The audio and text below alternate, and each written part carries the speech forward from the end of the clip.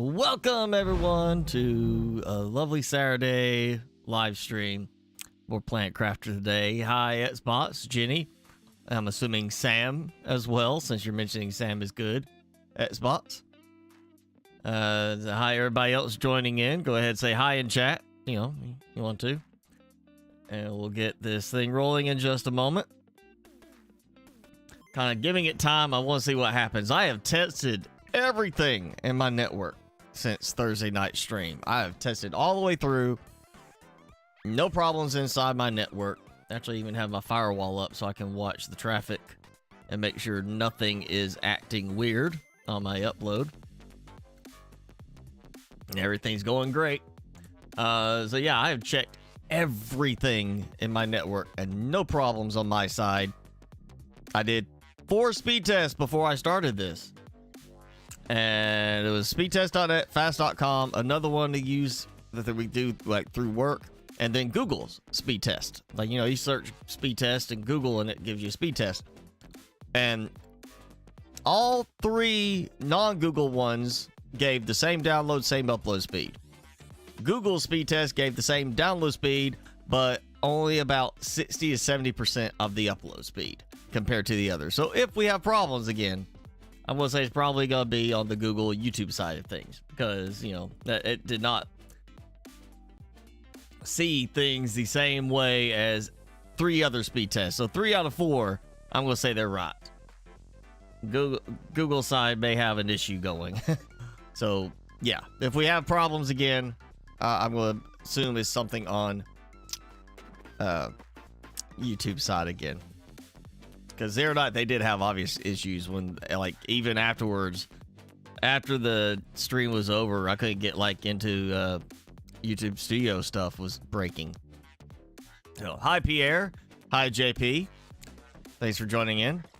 You know, we'll actually go ahead and get started because, you know, there was something we saw last time with Planet Crafter, which is, you know, I've been having problems with my FPS for a little while in Planet Crafter, and I'm gonna give it time for it to get loaded in because it suddenly dropped. It was down to 10 FPS for a moment right there, and I did exactly what I said I was going to do.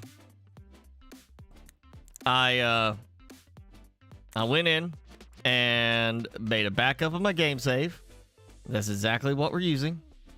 Is you know, I have my backup, and I did. I've been ripping stuff out of my my base, trying to find a problem with the FPS, what's causing it, and it's so weird that I was like, you know what, I'm not even gonna like replace this. I'm gonna actually show what's happening with the game when I'm testing this. But first, I'm gonna let Timmy have his little treat. You know, he needs his little snacky. He needs a snack. You got it yesterday, and it's a freaking hook it. Okay, here. You want this? Are you full from earlier? All right, I'll just put that there. And you just here. He might still be full from earlier. So yeah, I mean, I have, like last time, I was sitting there. We're looking in one direction.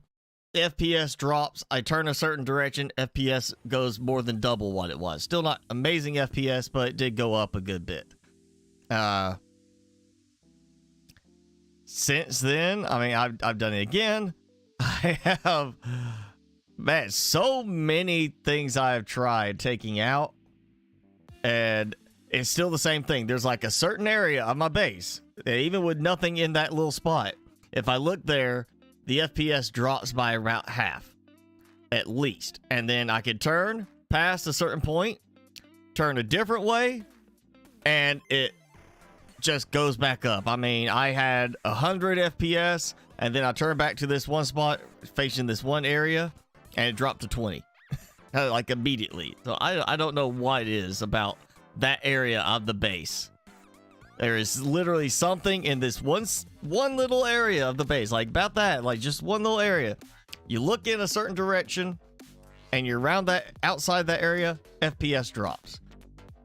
You turn away, FPS at least doubles. It's so weird. and I cannot figure out what it is, and I have ripped out everything I possibly can on it. So I'm going to show you exactly what I have ripped out, and then we'll load my backup so we can go back to normal gameplay. So I have my FPS counter going. And so, I mean, I've ripped all this out. I mean, the biodomes are gone. I have taken out more of the spreaders. I've taken out my gas extractors. I didn't take out those because, I mean, I'm looking up here and I'm at 29 FPS now. And I go over here, I'm at 40 FPS. 46 FPS. But I go back here and it starts to drop. In fact, right here, this is the problem area. If I stand here, 17 FPS.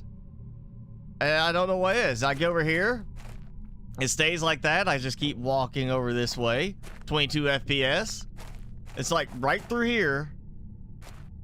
And then 37, 30, 32. I mean, I just turn a little distance and it starts working fine again. It's like something right through this area here that is just, for some reason, killing my FPS. And I've even taken stuff out in here to try and make it work better, and it doesn't. So like, oh, okay, let's see here. 23 FPS. This is actually now acting different than earlier. Earlier, when I was doing this, I was taking stuff out. I was hitting 40 FPS right here. No problems. And walking all the way along through here. No problems at like 40 FPS. Now I'm at 22, 23. And then I'd walk out here. And it's like there, it jumped to 30. I walk out here, I'd walk over here. And same thing happened again. Goes from 40 to 18. It's like right in this area. And I don't know what it is. I mean, there's nothing under here. There's no goodies other than, well, that one that dropped when I was taking stuff apart earlier. But there's nothing specific to this little area here. And it just drops right when I'm like in this spot. And right around this, like there, it went to 38 for a moment. Oh yeah, look, right here, 38, 58, 41, 20. I look up and it does something. 16. And now I'm back up to 22, 23, 35, 53, you know. It's right through here. I don't know what it is. NVIDIA? Oh, I wouldn't say NVIDIA because, I mean, it's not even pushing the card right now. I mean, unless the card is failing, but I haven't had any issues with the card since I replaced my power supply a couple weeks ago. I was having problems before. I get random blue screens like with a GPU issue, and I replaced my power supply, which was having a fan issue, and I haven't had a single problem since. I do need to upgrade, you know, but graphics cards are kind of expensive right now, even with the prices dropping. But it's just, it doesn't make any sense why what it is right there. I mean, here, even with all the trees and everything, and this game still needs optimization, I'm in the 50s. I'm perfectly fine right here. But I turn here, and it's 35. You know, it's not a problem. It's not really that, I mean, it definitely slows down, but it's not like a big deal. And then it's when I get back to this area, I hit to like 20 FPS.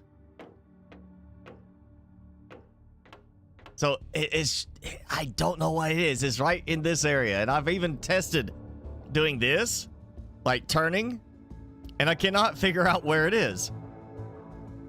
That I turn past that point and it suddenly is like, oh, you're fine. Right there, just shot to 25, 27. Go back to 21. You know what? Let's take out this light. How about that? We'll take out the light. That make, nope, did not make a difference. I mean, short of taking out all of my storage lockers, which should not be it, because this is, I mean, I took out all of those. I didn't take out these. I left these food growers, but I mean, if I turn this way, it shoots up I mean, there I was like 40. You know, looking this way. It's when I turn back here, it goes down. I don't know why it is. No biodomes. I'm even looking at this. I mean, yeah, it's not amazing right here, but 40 looking at this direction. I don't think it's the food growers. This is such a weird thing. I have not been able to isolate it to anything. Because, I mean, if I look, like, here, right, 22, 23, or 23, yep, 24. I'm looking right here. It's not a problem. It's not, I mean, it's not great, but it's not terrible. 28, 31, 30. I even took out my little trophy display thing. Like, maybe that's it. I mean, I'm right here, 40-ish, you know, like that. I mean, all the trees, algae is still, it's not amazing because there's obviously the game needs optimization still, but it's this area. I don't know what it is. I mean, I don't know if it's like something weird with this because like right there it's 37. It's jumping up. And then it just goes right back down when you look a certain area. And one more thing. If I go in this area and I walk looking down, I mean, I'm in the 50s. So, you know, 33, yep, 49, 50, that's 54, 50, 60. I mean, if I'm looking down, I'm fine. So I don't think it's anything in the ground. And I can't isolate what it is in my base. I really can't. I don't know what it is. I hear. Still not amazing, but I'm in the upper 30s. And okay, now it goes 29 on a turn there, but I mean, that's... I don't get it. I just don't get it. There's some weird little nugget right there, right through this area that is killing FPS, and I cannot figure out what it is. But that's what I've been dealing with, and now let me restore my backup so we can enjoy more tinny. Yeah, make a backup of your game so you can not lose everything if you're gonna do something crazy like that.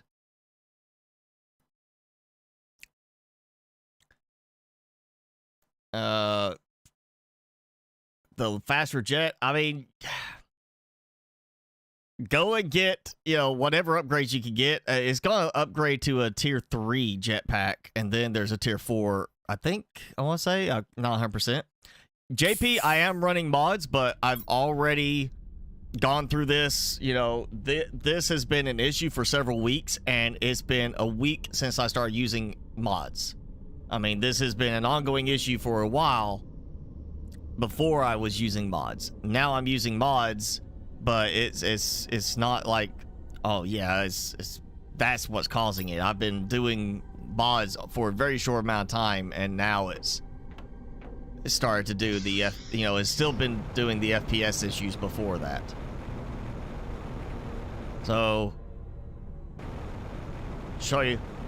My biodomes are back, so we're good to go. And yeah, I'm gonna work on this over here today. And I don't see it being the tree spreaders because, I mean, I'm at 61 FPS over here, 62. You know, even with all the trees going, I'm in the 50s. It's not an issue in this area. It's something over there, and it could be something I built. I just don't know what. I don't know what it is. And let me see. Yeah, agility boots. Tier 3 agility boots are what I'm using right now. That's definitely, you want to go that because it'll add your running speed. The agility boots increase your movement speed overall. I think is what it was. Or actually, it says movement speed overall. I want to say I tested this, and I'll test it now. So walking speed with the agility boots And it's pretty much the same. The walking speed, I don't think changes, even though it says it's changing. It's increasing your overall movement speed. It really seems to be just the running gets increased from the agility boost. But yeah, the jetpack is definitely the one to go for as soon as you can get it. It doesn't let you go super high in the air. You know, it's based around the ground level below you. In terms of your maximum height. I am running a mod that smooths the drop effect. So without that mod, the default vanilla game is going to have a very sudden drop, which I hope will get fixed in the next update. So I can dump the mod for that. But yeah, the jetpack is definitely going to be worth the cost because of, you know, it's just that mobility boost. And yeah, mining speed, I would definitely say is a boost. I mean, it just depends, you know, on how much, you know, you're focusing on that versus extractors. Once you get extractors and you start putting those out, the mining speed can kind of be less necessary for your hand tool. But beginning, definitely do the mining speed upgrades as you can. And you know what, I can't remember how recently during this I went and got uranium. So let's go get some uranium, as I am going to be building with uranium today. So yeah, mining speed, beginning of the game definitely, because you're doing most stuff hands-on, and then the extractors, as you get those, you start stockpiling stuff and storage and everything. That you won't need the mining speed as much, but you know, always get the upgrades because they do help. You know, I mean, why would you not want that little bit extra speed when you're mining stuff?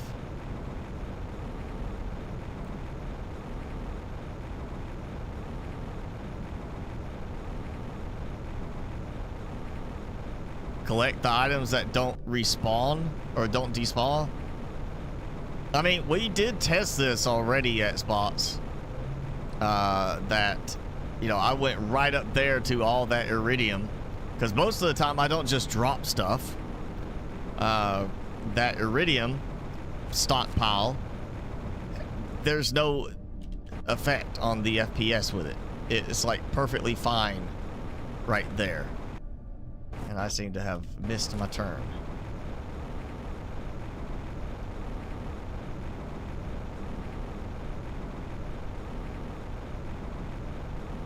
Now the flower spreaders, I thought was the problem because of the, I mean, I've seen it where the particles, instead of it being just a little dot, a little circle going, it was showing a bounding square around the thing. Like it wasn't just, here's the dot, it's like here's a little square around the dot.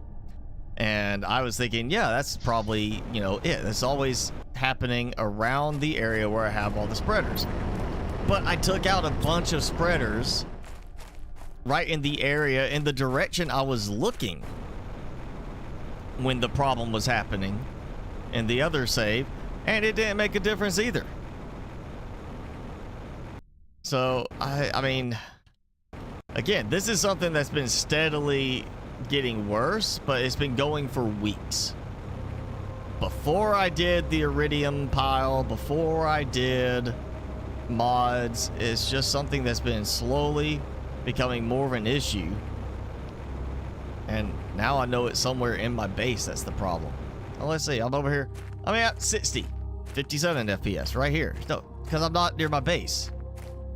By looking in the direction of my base, I'm down 38, 40.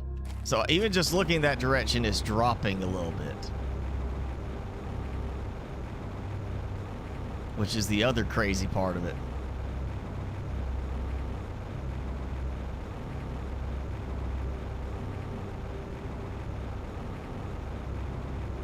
I mean, I started to think it might be the launch platform. But it's right when I get in this area, it kind of goes kooky. And then I'm back here. I mean, granted, I do have a lot going on, so it's not the best in terms of FPS right now. Games early access needs to be tweaked and optimized a bit, and they do say they're going to be working on that. I think I used up some of my cobalt. Yep. So, you know, same like Subnautica. You know, there's times when Subnautica was needing optimization during early access, and Below Zero same way, and then full release we got that. So that will come. It's so weird that right in this little area, just looking through here, I suddenly have a big FPS drop. I turn away and it shoots right back up.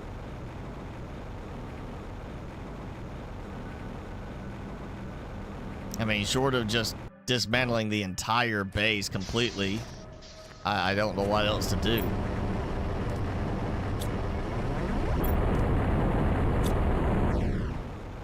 And, you know, we're gonna get to, we're gonna get some uranium going the more replenishable way, because I need to make use of some of this iridium that I've got so much of.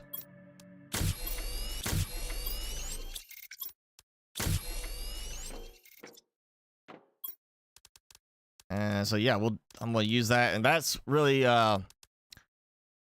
Pierre, what you want to do, you want to get the rocket launch platform, because you'll start making, you can start doing the rocket engines. So you're going to use some uranium, but mostly iridium, and there's iridium in the cave right there.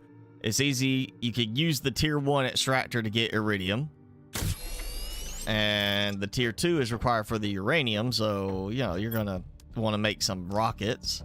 Actually, I think I need 2 of those. Let's see. I can't remember for sure. It's been a while since I made a rocket. Remember, there was one of them, and I don't think it's the one I need. It was like silicon, but it might be.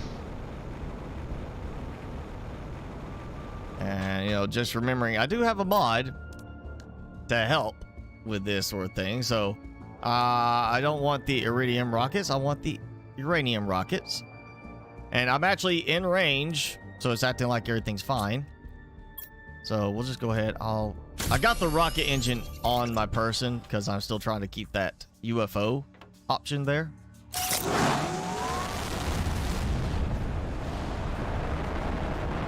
think I need to move all the tree spreaders elsewhere, because that makes it hard to find item drops from the rockets. It really does.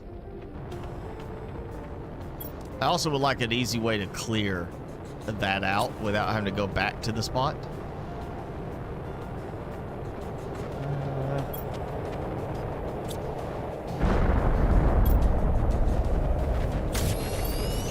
Go ahead and make a couple more. Should have. Oh, I used all that, so yep. All those. There we go. Yeah, I got that, but that's for the little UFO thing.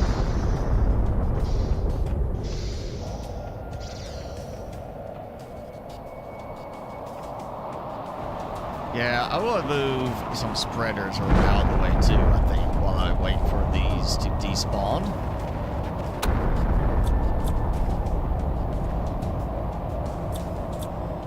Grass spreader. Yep. You know, I'm going to get rid of the grass spreaders. Just completely.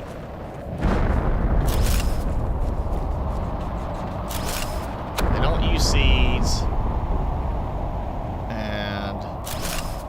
They're not really adding that much in terms of boost anymore.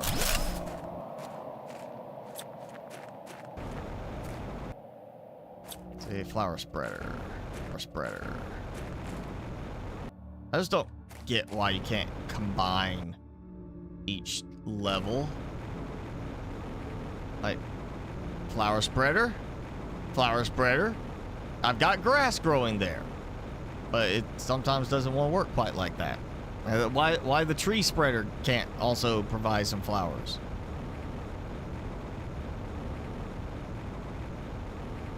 Okay. I'll go dump this stuff.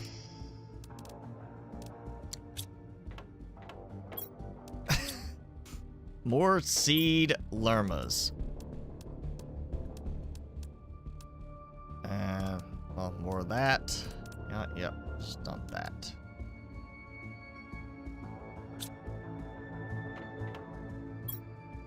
And that's full.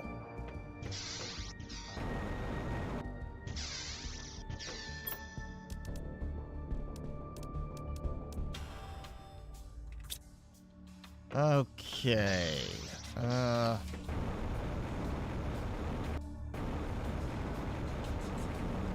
See, I get out of that area and I'm back up in speed. That's fine.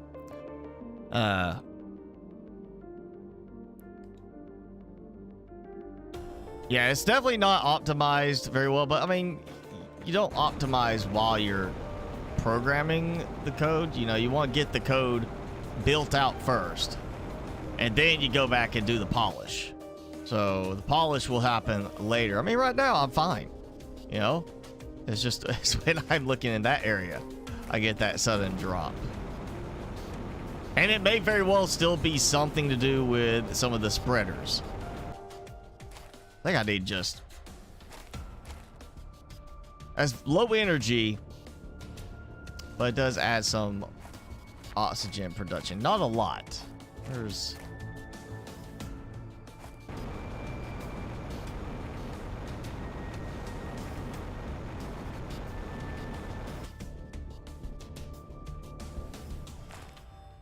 main thing is the biomass on this. Oxygen of 18.75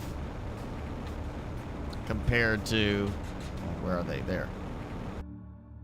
39. You know, that's better on the oxygen. But this is better on the oxygen too. So yeah, getting rid of the vegetubes and doing some more flower spreaders will help. I think I want to do them elsewhere. And maybe that will help. Yeah, I can say this. I know it's not these, because I've got 7 over there and it's perfectly fine in the other area. So it should not be anything to do with that. I need to clear some stuff out. It's just too hard to see things here.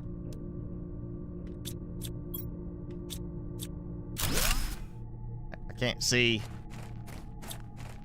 drops with stuff in the way.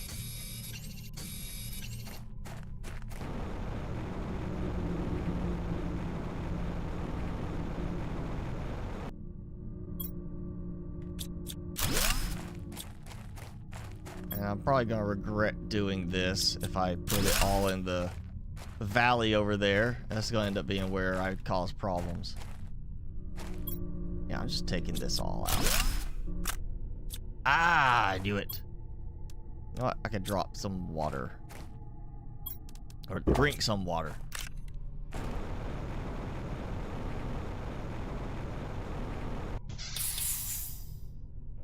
Good afternoon, Felonius. Oh.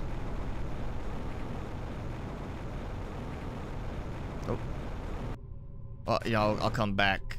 That's not going anywhere too soon.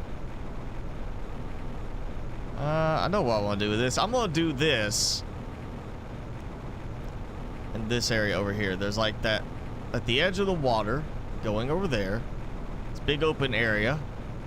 You know, all those rocks. It's just green, mossy look. Let's put some flowers out here. I'm not really coming over here for resources, so we'll pretty up the rocks.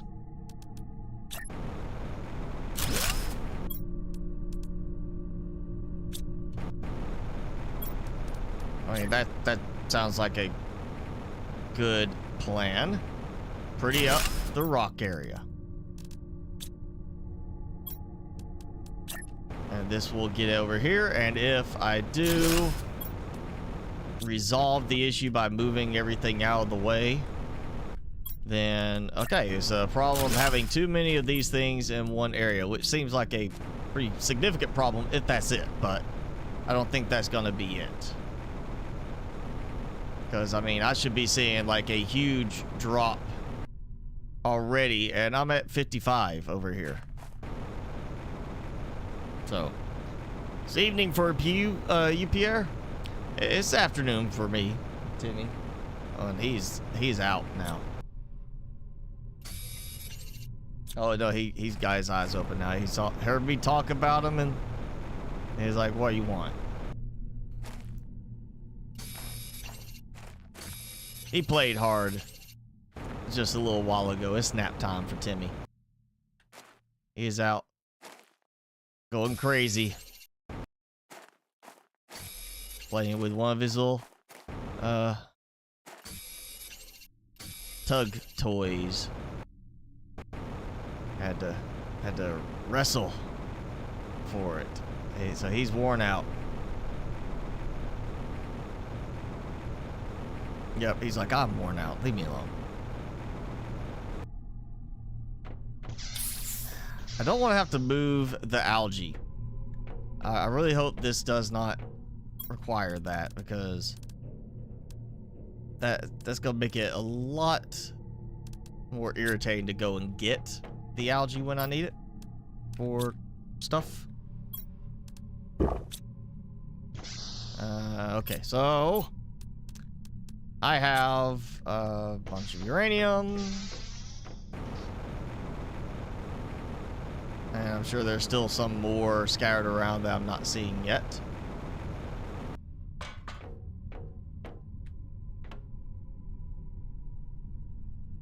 Yeah, I'm thinking I'm gonna get rid of all the stuff. Like, I'm gonna take that one out, and there should be one over here. Take those out. I'm gonna move all this stuff out of this area so it's easier to see when the meteors come down. They put some of the flower spreaders in the cave. Hello, Puppet Ink. Oh, it's 8 o'clock, 8 p.m. in Sweden for you. Well, you are a little bit, you know, a little further ahead on the timetable.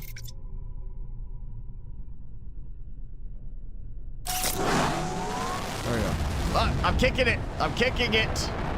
I always forget to go and mess with it. Kick, kick, kick, kick, kick, kick, kick. I did it. It's going after the sun. Boom. I'm gonna blow up the sun.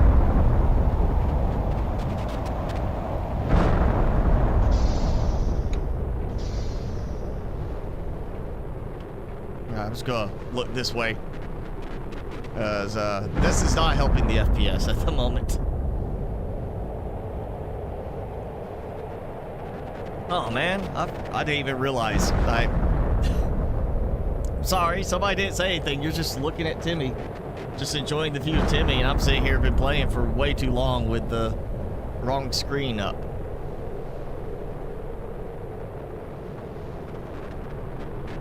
So, yeah, I don't want to remove too much stuff if I can avoid it.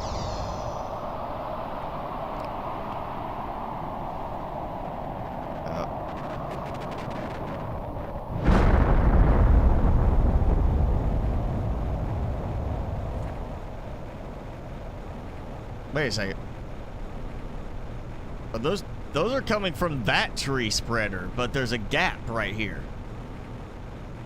Like, here's the tree spreader, so don't place trees in this area. Right there, there's no trees here, but it seems to be those coming from the other one. Okay. Maybe that's some kind of indication of like some of the issues where there's like it's skipping certain areas. Like that area has something causing it to not want to place down. And you know, I just remembered, I think I did my golden seed spreaders in the cave for that reason, to keep them all put together. It's so much easier to see stuff when you don't have all these trees in the way.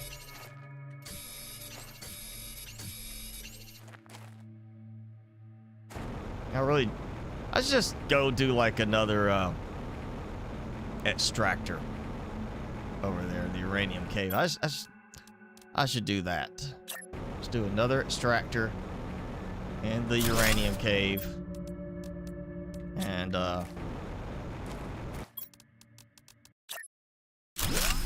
get more uranium going that way. There we go. 2 there.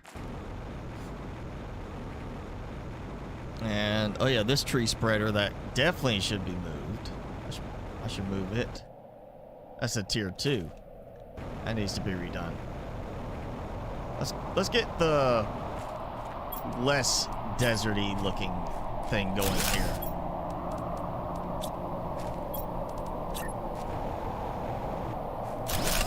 We'll see how this looks. See, there you go. You got squares showing around the dots.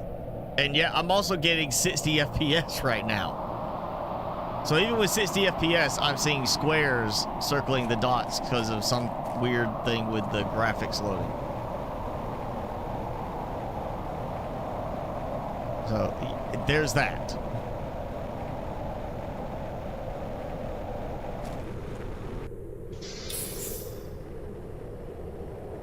So, yeah, as far as the early access, and I forgot to come back and get this stuff again. That's almost filled up. Early access, they already kind of did their roadmap where they are going to try to get a lot of the core content done, and then, of course, the last round of updates will be optimization. That's usually, you know, how it goes with most developers doing their games. You go back and you fine-tune it when you're done with the actual core part of it, you know, like a painter doing the basic stuff and then, you know, kind of getting the shape put together and doing that, and then you go back and put in all the details. So they'll be doing optimization, but we're probably several months away. I know they're hoping to get it out this year, but that may not be the case. I think I remember seeing something about they're going for release this year.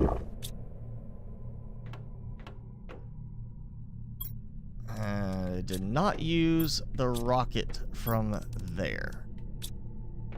So that's one of those cases. It did take the rocket that was closer instead of the last accessed container. Go ahead and get another one built and ready to go. Not seeing a lot of green glowy spots still. There's some more.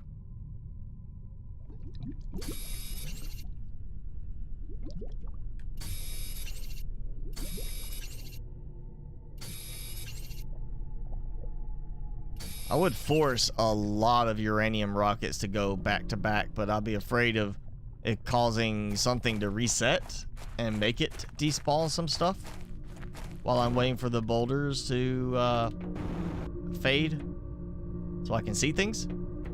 So yeah, and I may just move all of those over there too once I get more reactors set up over there. Well, hey Jason, you made it finally. Okay, so we got a rocket ready to go. I'm gonna do, oh yeah, need to make some explosive powder again. Not a problem.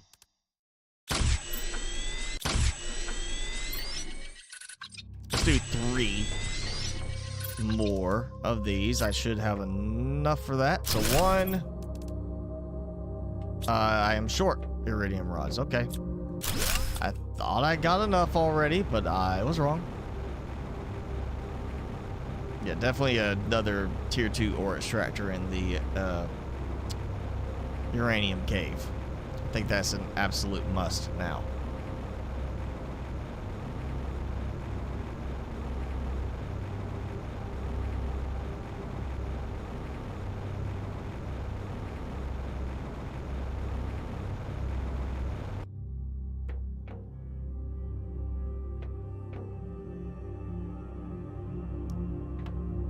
You know, this FPS is dropping back down over here. It's almost to the point, I don't know. S-Boss, you said you're having the same problem. Are you having a lot of foundations built together like this, or do you not use as many foundations as I do? Because it could be something with I have too many linked foundations.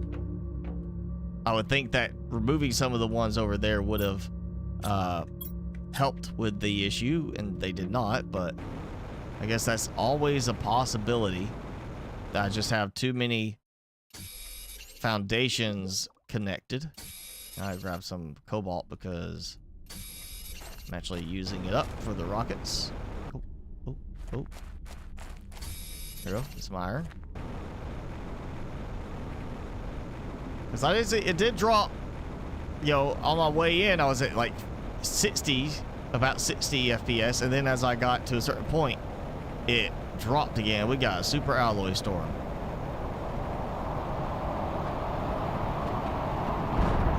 Purple Kool-Aid storm.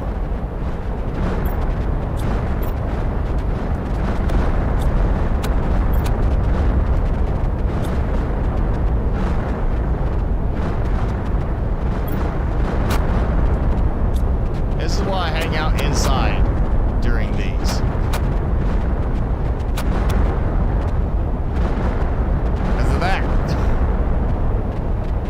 There's so many meteors coming in at once. And it's weird. It's like where I'm sitting, you see that one go like down, and then everyone goes like up. It almost looks like they're doing like crisscrossing because of the angle.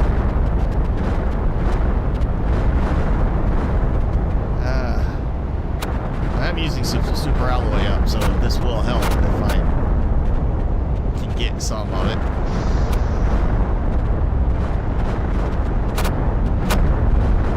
Not having grass everywhere, flowers everywhere will help to see it better.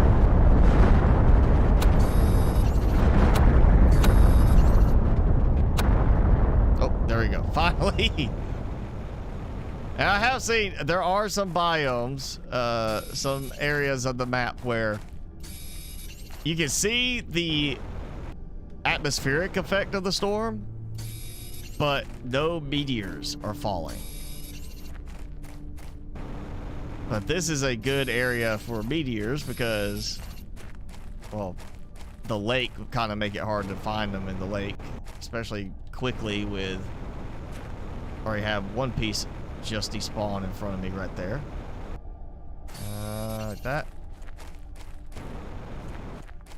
Yeah, you gotta move quick on the super alloy.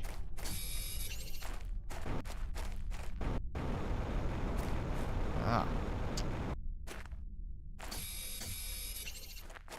Okay. Gotta get this. Yeah, grab these two because I'm gonna be launching more rockets, so. And again, that sudden, just massive drop in FPS right in this area.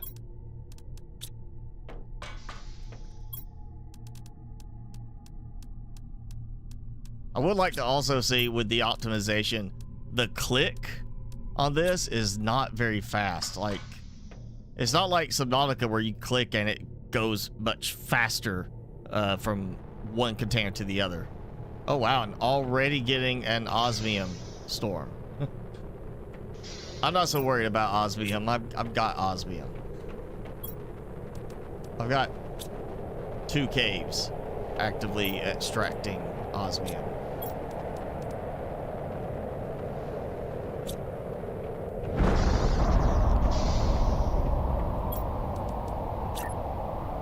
That.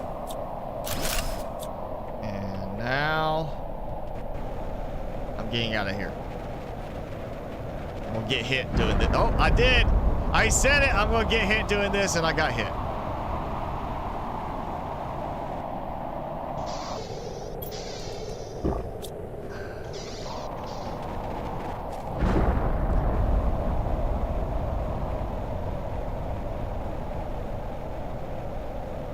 It's a homing meteor.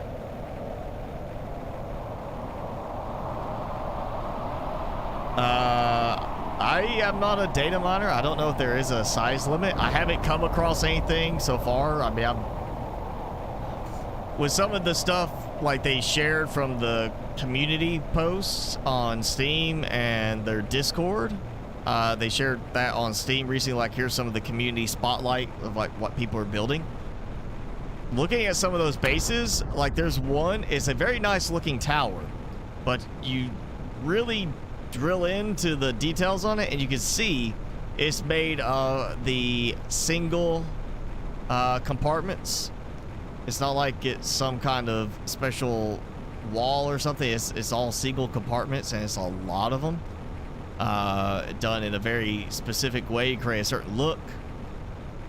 That base is definitely a bigger build than what I have, and I would say it's probably a case that if that's doable, then there's not really a size limit, at least not one that I'm even close to hitting. I'm sure the size limit is going to be more of performance related, like how much jitteriness can you tolerate. And I'll just top off with some cobalt because, you know, I need that for the rockets. It's like using so little cobalt for a while, and now with all the lights I've wanted to add and everything, which has not made it worse. Point out the little light sticks and the work lights, the big tower lights, do not seem to have caused any increase in the FPS lost. So I don't see that being an issue. But I'm finally actually using up a bunch of cobalt again, when I had like way too much being produced before. See, I'm turned this way and I'm at 60 FPS. Of course, I turn back here, it drops down to like 30. That could be understandable with all the biodomes there, I guess. It's like whenever something loads in a certain way, it's like then just boom, FPS bottoms out. Like, yep.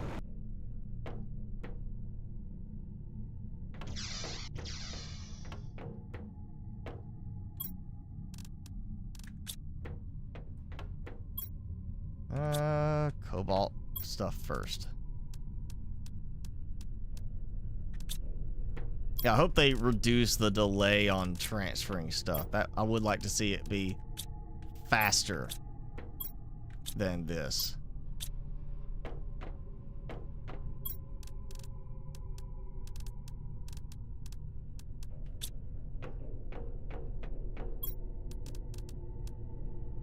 There we go. Okay, and I have enough for 2 more, except for the uranium rods. Now that those are done, well, the rock, the boulders are still showing. The sulfur. Time to launch mine.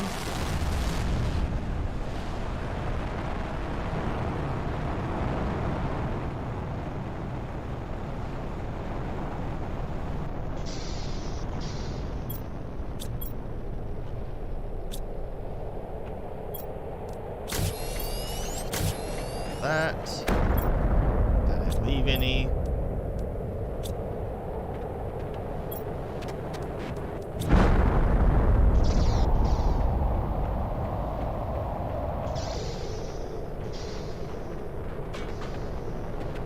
You know, I would like to see, just for variety, maybe a different spot in some cases where the meteors come from a different direction.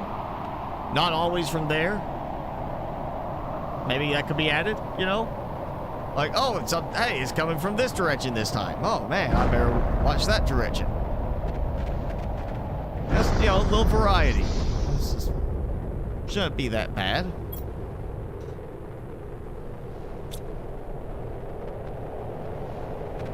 We'll let this run out, and we'll need some more sulfur at some point anyway. Got the uranium rod, so I can do another one of those. Actually, how am I doing power-wise? Back up a good bit. So 15 nuclear reactors. Again, I may very well just start moving these over there too.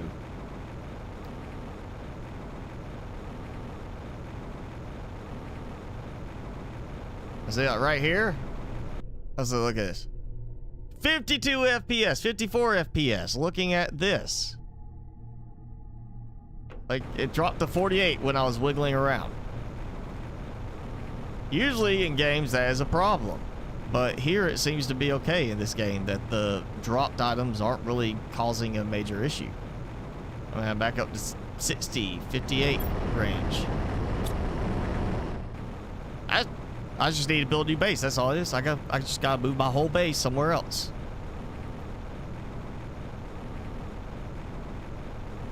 I just gotta, you know, pick a new spot and just move everything.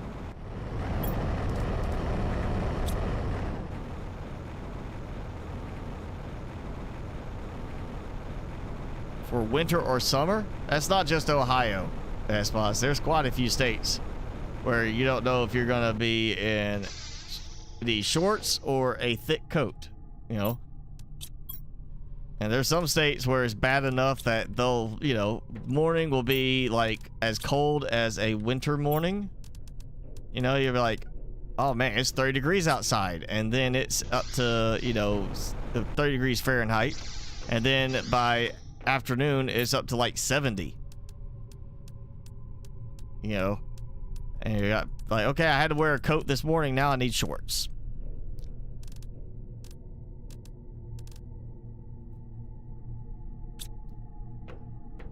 Alright, we'll do a bunch more of these. Just go ahead and get those out of the way. Good. That takes care of that. I'll say that's got all of these covered. Okay, so I could do...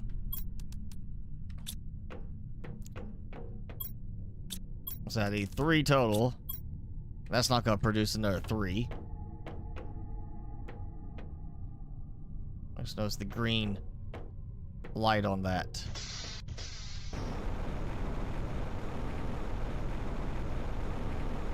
Alright, looking for glowy green stuff.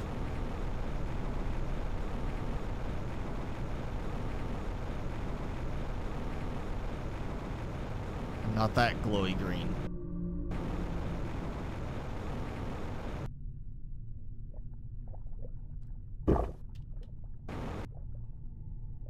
Huh? Osmium. So this is what worried me, is did I use my rocket and it not send down enough? Because there was already too many items that have been sent down? Sort of thing. So I don't want to do too many of my own rockets back to back. Like, what if I am causing it to not even send down some stuff because there's already too much uranium everywhere?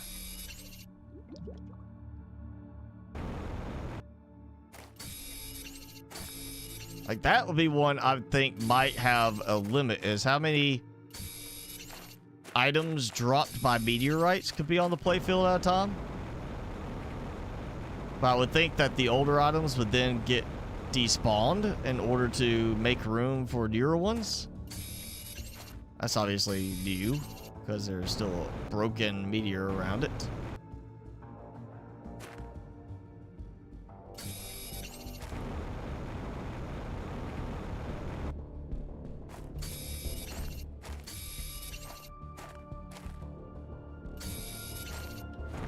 It's this sort of thing. I'm almost tempted to try that, like, auto miner mod that mines in a 20-meter radius around you. I just know I'll get other stuff I don't want.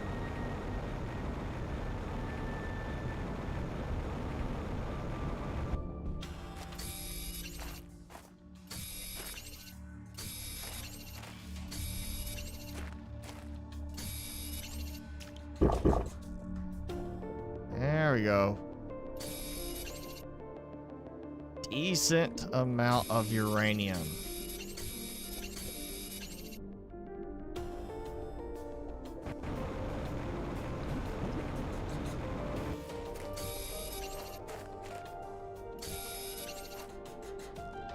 Haha. Okay, more power.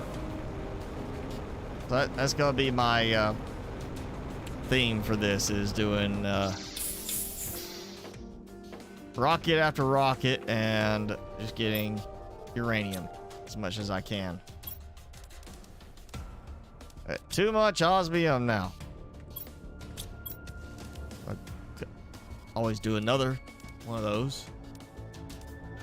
I mean, guess I could do, well, I see a light as well. I could do level 1 tree spreaders if I really need to. That's not using zeolite. At some point, I'll take one of those out because I'll have more than enough. Might do another extractor. Well, I don't go and harvest these that often because I get up with too much of a certain thing. I don't want to start destroying zeolite just yet.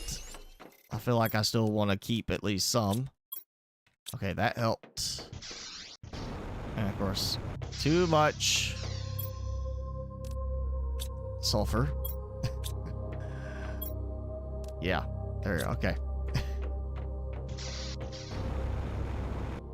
So that's enough for 2 more reactors. And I'm doing it this way. Again, I'm using the craft from containers mod, basically easy craft, and doing that, I don't have to go and get all the resources independently to put in my inventory. Just make it, break it down, you don't lose anything. It saves some time.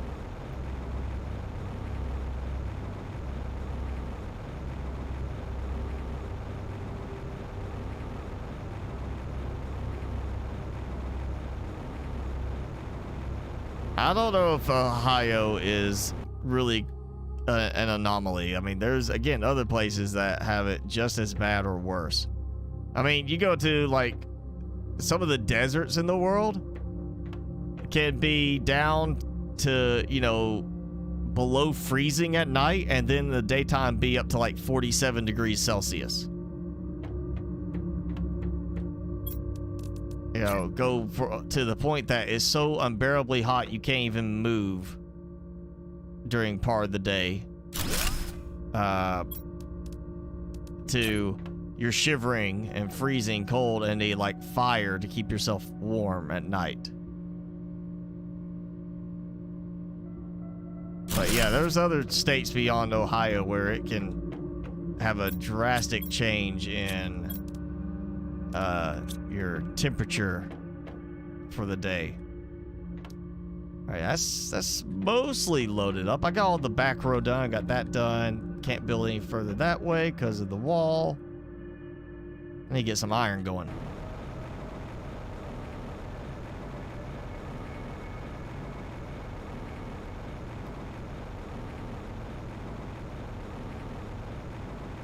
Oh, hey, there you go.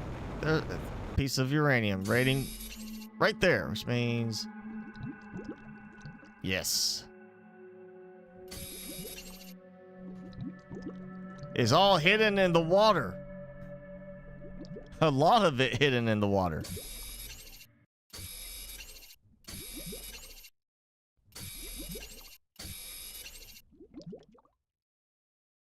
it wasn't for the cost of, you know, having to gather supplies and take it there, might be a better option to put the rocket pad somewhere a lot further from your base. Build like a rocket launch platform with its own base, its own little structure that you use to stay safe during the meteor storm, and just basically have it in an optimal place. Like, oh yeah, I'm gonna go over here, I'm gonna carry all the stuff I need for like 3 rockets. We'll have storage in the little building there, drop some stuff off there too. And you basically just set it up so you have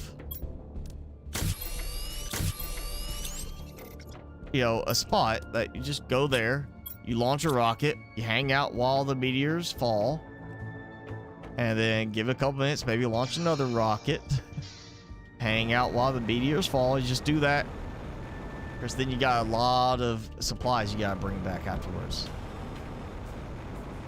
When we get a vehicle, that might help. An actual native to the game vehicle. Well, a UFO is interesting, but it's too problematic right now to really be worth using.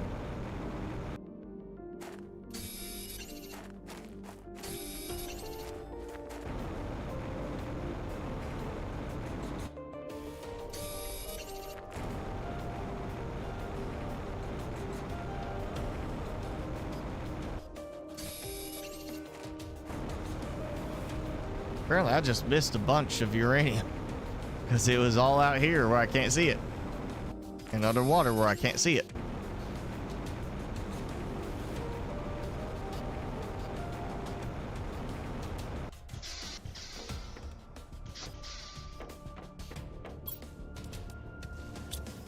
Okay.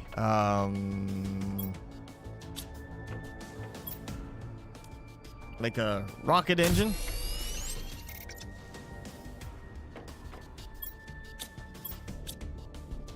This time I am going to try and... Ooh, I know. Put that up for a moment. Once again, I've got iridium to harvest. Timmins is the hottest place in Canada. That's yeah. I mean, it's weird to be like. I mean, it's not just what your latitude is. There's some place in Russia that like is considered one of the coldest places on Earth.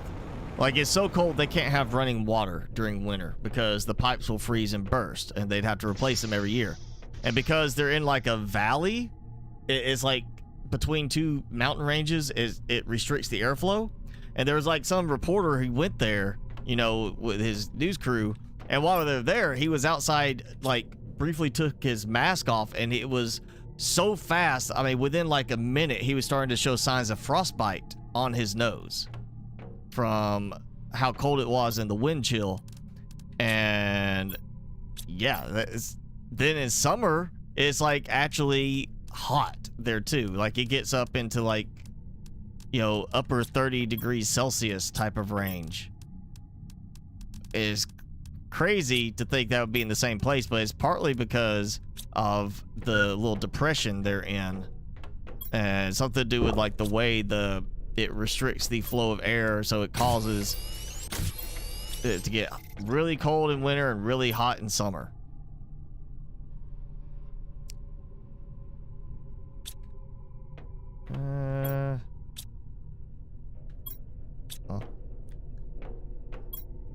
I'll need 3 for the engine.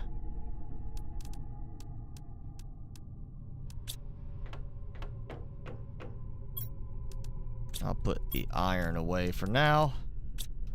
Actually, yeah, I can use these to make some more rocket engines. Let's see. Okay, that's that. I don't need the super alloy. Let's go launch a rocket again. Let's go ahead and get some more uranium coming in, since that's critical to my reactors being built. And while that's getting going, get some more iridium from over here.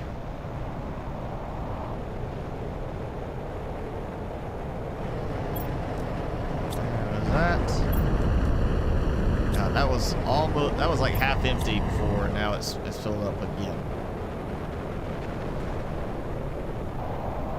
Oh, saw it going towards the water. Whoa, whoa, whoa. That sounded a little closer than it was.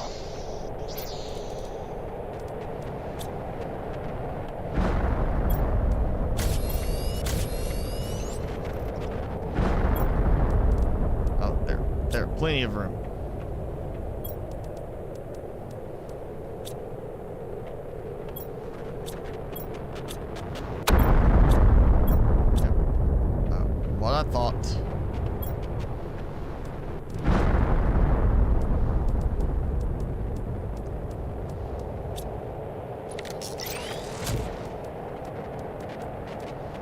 Okay, so cobalt, which go towards the rockets. Yep. That will go towards the engines. So that's some extra stuff for more rockets. I will let that sit. Let's see, how am I doing on this? I need one more uranium rod, which I could technically do. And I'm not seeing anything. You know what? Let's go to the extractors. Storm's over. Go to the extractors. Grab what I can from those. Come back. It's where a vehicle is going to be very useful. Having the extra storage there. Let me just see if I missed any over in this area. Yep. There's some. Grab all I can on this. Then I'll go to extractors.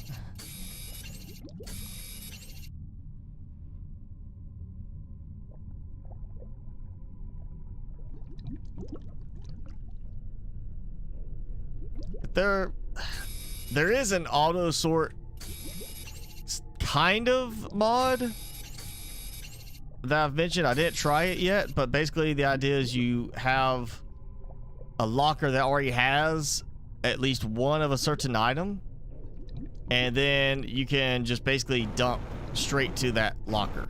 Like, it'll automatically send batching items to that locker. There's also one that's like remote storage access. I didn't like the idea of that one. Just for the idea of like, you know, oh yeah, I just not even close to, you know, just over here and I'm just accessing my storage while I'm out wandering around. You know, it just felt a little too cheaty in that. It's like, why not just have, you know, all your storage available to build anywhere in the game? So I didn't do that, but there is one that, you know, it's kind of like an auto sort. So if we get like an actual auto sort type thing, or as I said, we need a big, like, there's the little crate, you have the locker, we need a tier 3 style option, and I say it should be basically its own little like storage vault type room. Like, you know, No Man's Sky, you get the little vault rooms that take up like a whole room space in like your ships and bases. That's what we need. And I did not bring any iron for building out a new spot.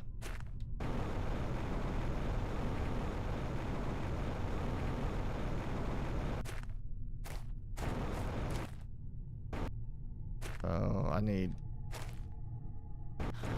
It's closer, so I'm gonna look and see if I can find a few pieces available. Ooh, zeolite! That's why you still get out and explore for some stuff. It's not completely all harvested yet. Oh wow, yeah. Up here in this area. Gotta make sure you get trees up. Oh, that's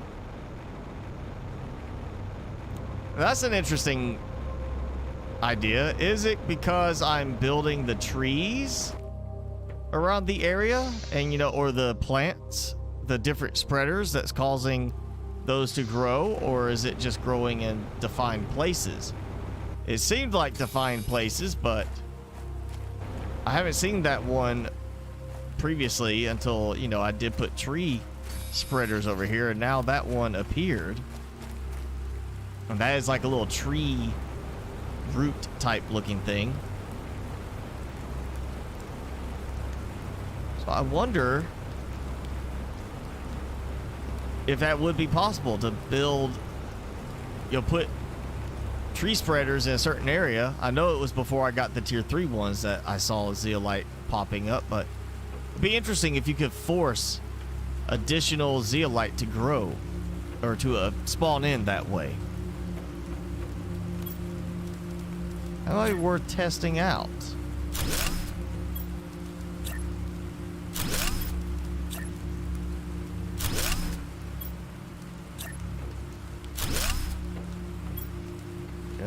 just to get this done.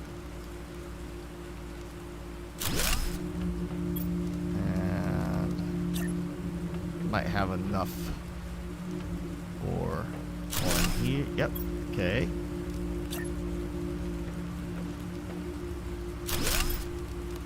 And I'm out again. Yeah. Hi, Ducku. You got a new laptop, but it needed to be fixed again. What? What? How is it new but needs to be fixed? Like it was new but broken when it was new? You bought a broken laptop? Or you bought it and it died?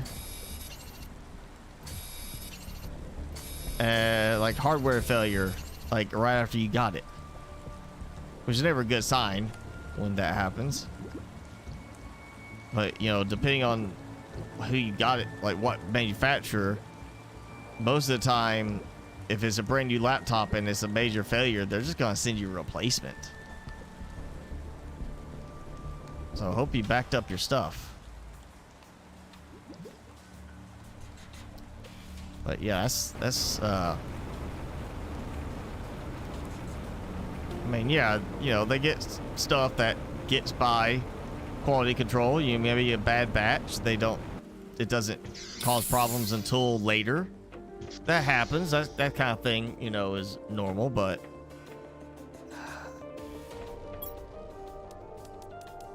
I would assume that it was not dead out of the box. And it's saying it needed to be fixed again. The again part is what throwing me off there.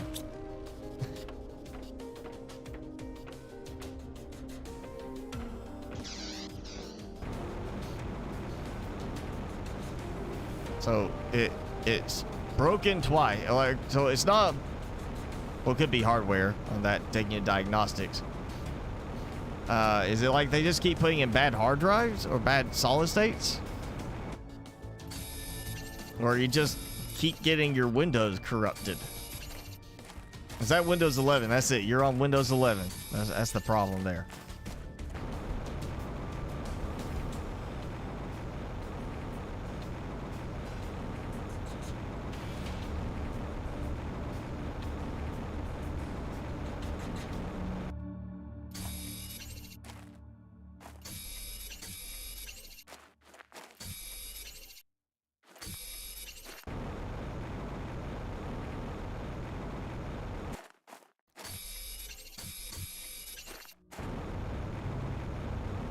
Way over here. There's never just the one uranium. It's always a group. So you see one next to water. Check the water.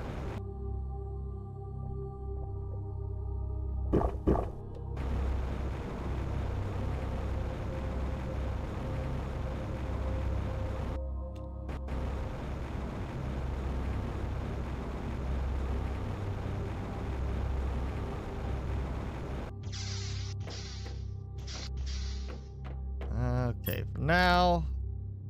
There we go. All right, we'll get some more. So there are 3.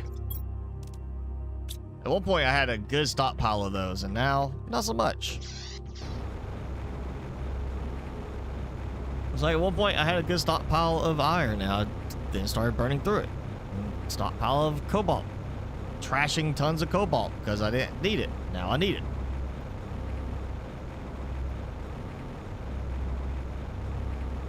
Hard drive is not fully plugged in. That seems like a either a saddle for the drive, depending on what kind of drive it is, if it's an actual hard drive or a solid state.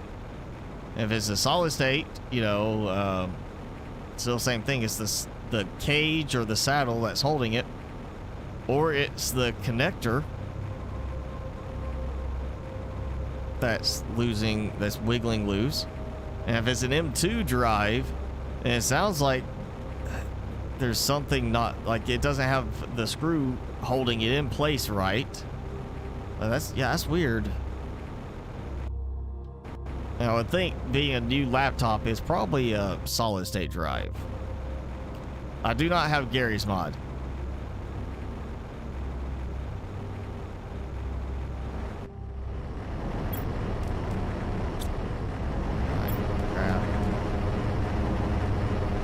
I got plenty of the. Yeah, do this.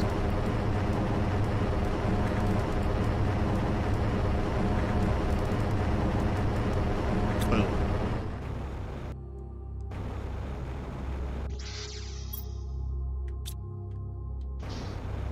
All right, 2 more. I'm about to go build. I'm gonna take a bunch of iron with me this trip and do a bunch of extending out. I need to go start collecting some food again since I keep eating food and not going and grabbing it from my grower.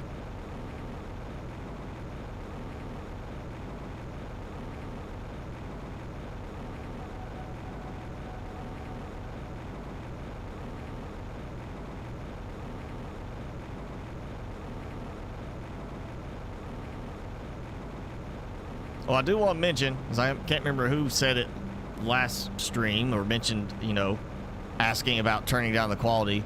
I did lower my quality to the next level down, so it's not very high anymore. It's now just high quality, and it made literally no change to my FPS at all on this. I mean, I'm seeing the exact same numbers I was already seeing on my FPS at very high quality and even ultra quality.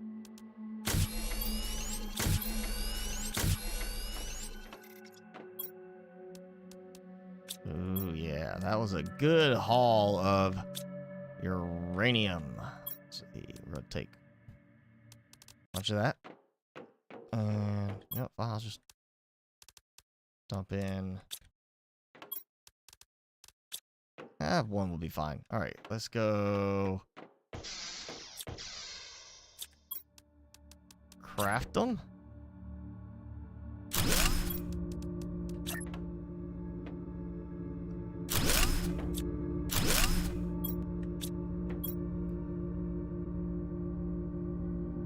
Ooh, I'm gonna be there we go, like that.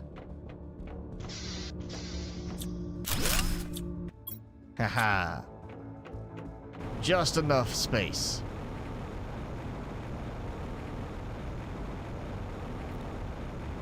The ray tracing?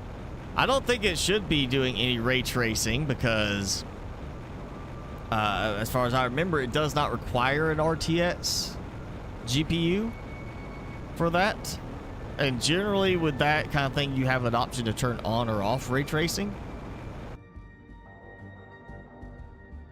So I'm not, I mean, I'm not using an RTX, so I would think it shouldn't be that. I mean, it's possible, but it doesn't seem like that is a likely thing for it. And no, I don't have a Minecraft server. I actually haven't played Minecraft since I finished my last season. I mean, I did try with the, what is it, .18 update came out with like the UKs and everything, or the, you know, upgrade to that. I did try to play, but it gets to the launcher, it lets me sit there and select vanilla, no mods, no forge. I selected the vanilla update and it just crashes whenever I try to launch it. Like, I can't get it to launch at all now, and I uninstalled it and reinstalled it, it did the same thing again. So I don't know what's messed up with it or how it's persisting, but it's not playing now. So no, I have not played Minecraft because I can't. It won't open.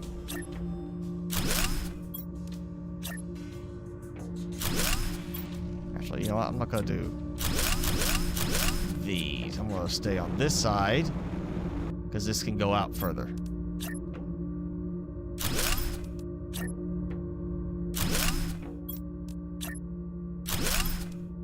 I want to make sure I get full sections. There we go. So I got room for one more, minus needing some more iron.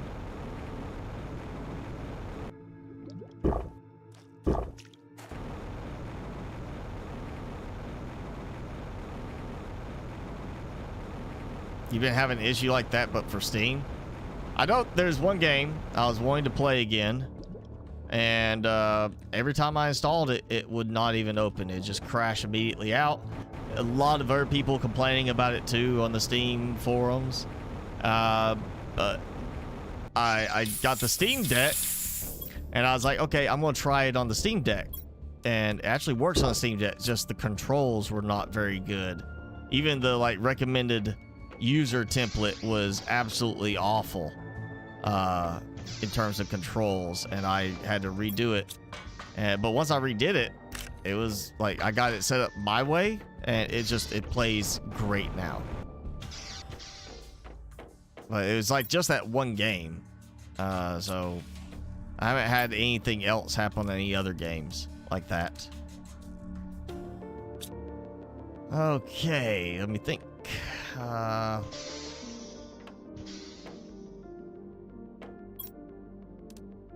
Making a rocket. Yep, there we go. Got cobalt. So 1, 2, 3. Super alloy. I need to probably check and see where it's pulling from. Should be pulling from the right spot. Yes, it is. Well, here, go ahead and get it. I'd actually remember, you know, the recipe at this point, so take that out. Build another big rocket. Oh, I do have some left over still.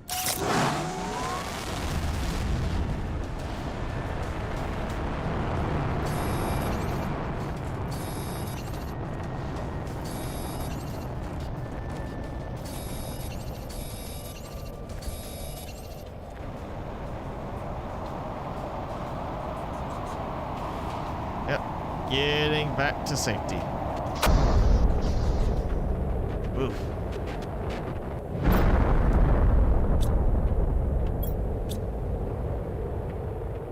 Let's see, how my power doing now?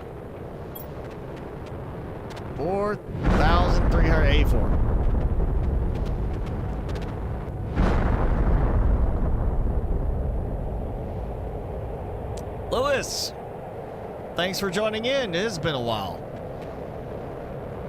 I can't remember what game it was I was streaming last when you were with us. I don't know if it was this one or not. If it was this one, it has to have been at least during the beta test. That was a while back.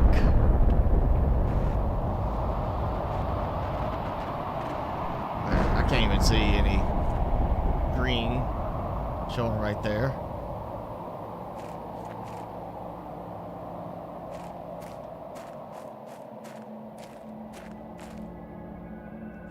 I'm about to take out some more flower spreaders.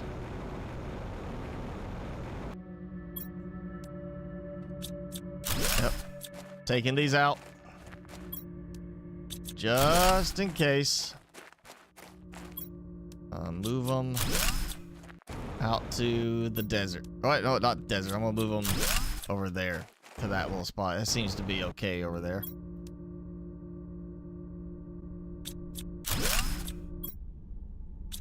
Exact amount of spacing.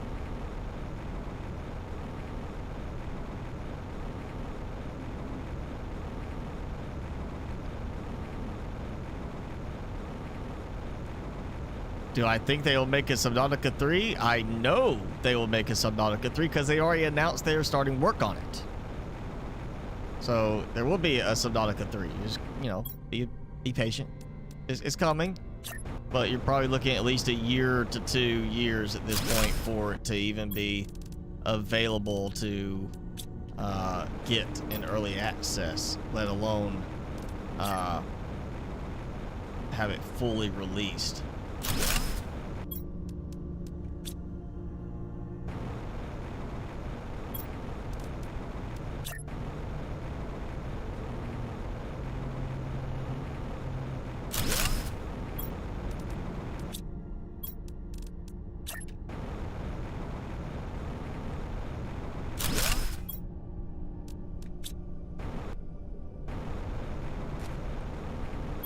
All nice and grassy and flowery over here. And not over there where I'm having problems. I just need to spray some more up that way too. You'll see if this helps at all by moving all of those over there.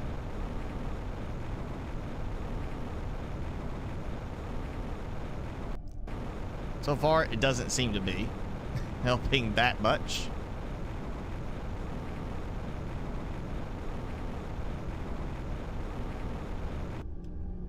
I don't know, got a big rock on my platform here.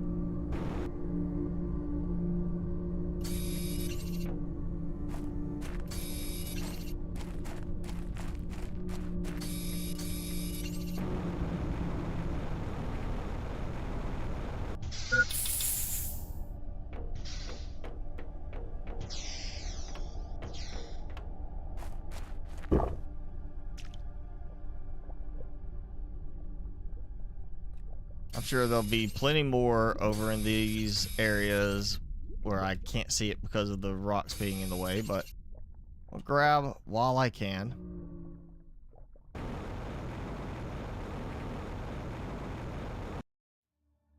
As soon as the rocks are gone, I'll do another rocket just to keep it going, let it pile up. Used. Oh, did not use those for some reason. That's weird. It pulled the other ones from there, but not these.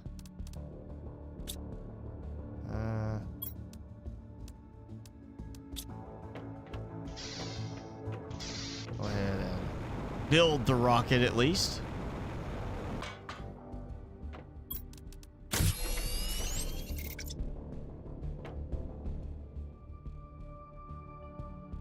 It's so weird that there's that gap there from apparently that tree spreader.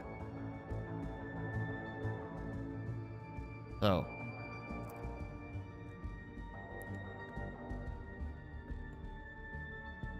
Subnautica 3 above Fahrenheit.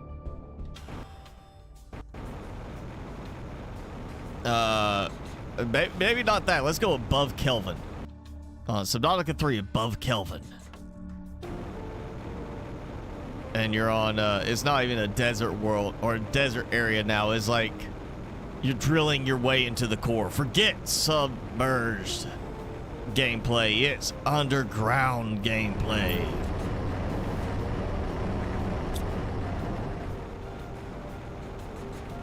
Yeah, I don't know what they'll be calling it. We just know it's a Subnautica 3. It's apparently going to be more of a true follow-up to Subnautica. Supposed to, from my understanding, go back to following the original character. And, you know, that's pretty much it. You just got to wait till they do a early access release on it. If you have the faster boots, you fly faster. No, the boots, the agility boots are going to help with your movement speed, but again, it's, you know, if I take those off, I don't see a difference in my walking speed. It's the running speed only. Now, you can hold down, you know, run while you fly with the jetpack, but I'm doing that right now. I'm keep hitting shift to run. It's not making a difference to my flight speed with me pressing run. So the running speed is going to be the agility boots. The jetpack, you have to upgrade to the next tier to get a faster jetpack. This is what it's going to be. But, you know, it's when you're flying, you get faster speed from a better jetpack. When you're running, you get faster speed from having better agility boots. Yeah, I'm going to take this one out.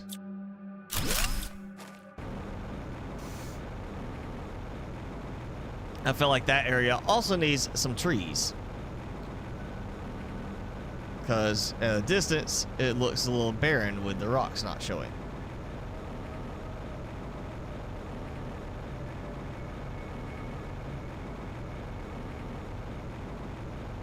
I want to get it up here. I want to get some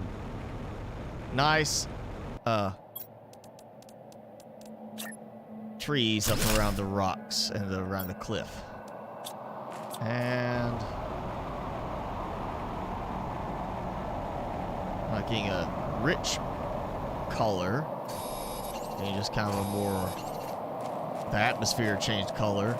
So I think this is just a regular dust storm. A lot of cobalt over here. So I'll take it for more rockets.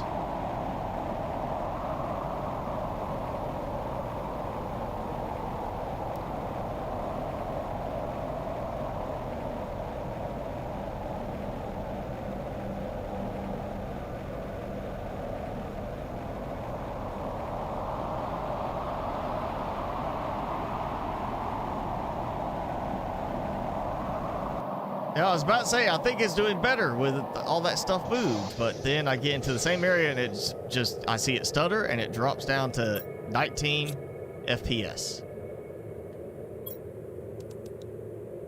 It's just, again, weird.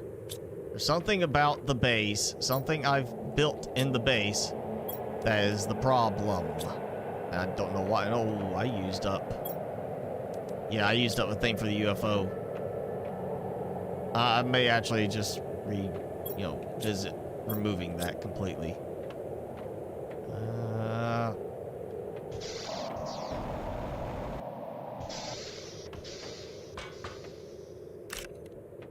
Keep giving me some more beans. I'm not using any of the fertilizer and such right now.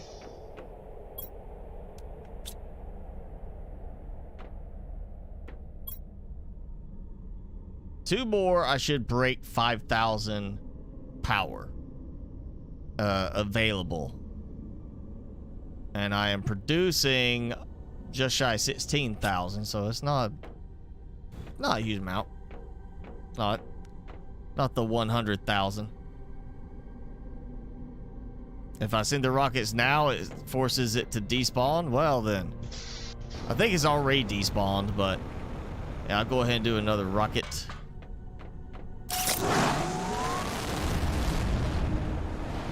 I should have kicked it so I throw off its orbit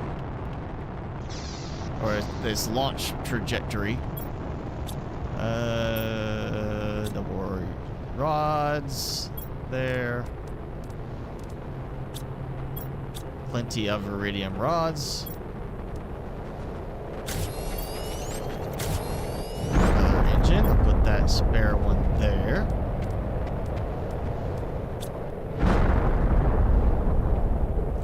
I might want to go actually get some more super alloy for my extractor.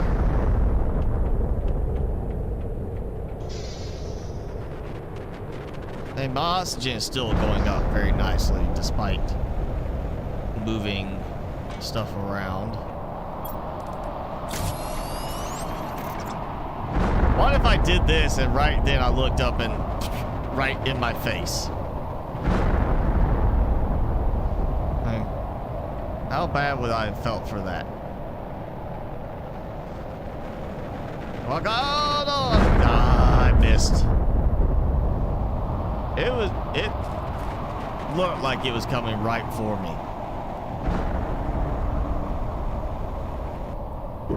But then it just kind of veered a little bit further than I thought it was going to. Done? Done? Done? No mas? Okay, that is the crashed boulder, so we're gonna launch it. I'm gonna kick it. Kick it. Kick, kick. There it goes. Oh, it error corrected. That's a drop too. It's not despawning.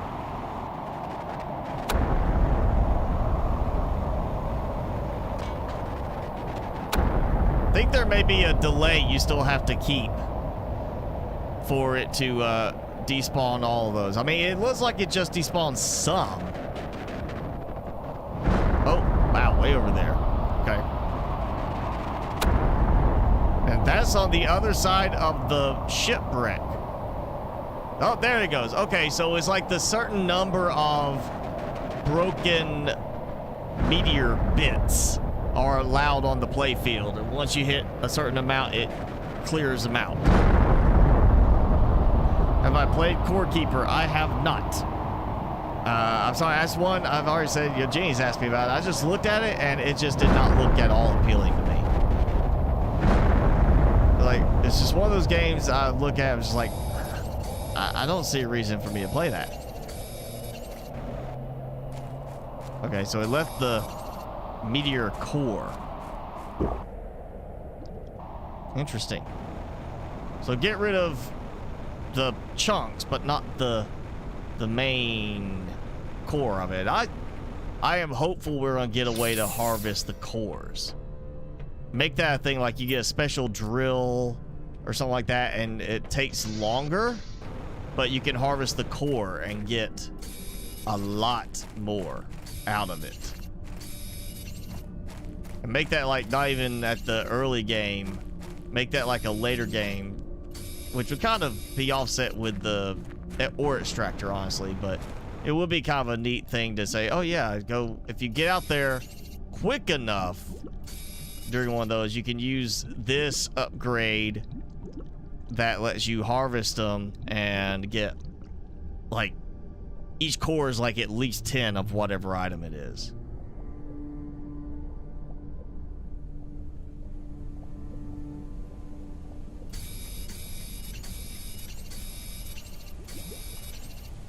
I'm also hoping they fix the raindrops falling on the bottom of the lake with full release. You know, for people who want that immersion, I think that will throw them off. The idea that this rain inside the lake, it's just like there's rain inside the structures. You know, I'm inside my base and I can see it rain falling in the base at certain places. But the raindrops also hitting the ground in the lake. I think that's going to throw off the immersion for some people. Not really a big deal for me, but you know, some players, they really want that full feeling of being immersed in the game world, and you're like, why is there rain falling through the water of the lake? That's not real. Why is that happening? And it's gonna throw people off. It's gonna break that immersion. Okay, I got room.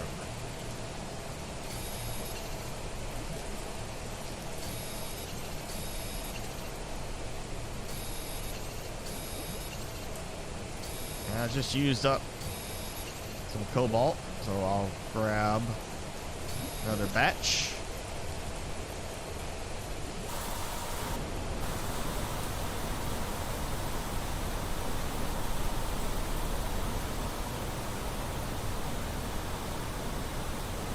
Like, even a heavy storm, it's not a problem on the FPS so much, except for being in this area. It's just something about this area of my base does not play nicely. And it's worse now because of the rain, I think.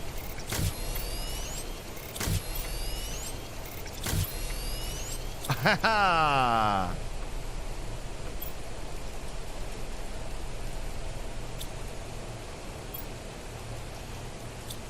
All right, I got that.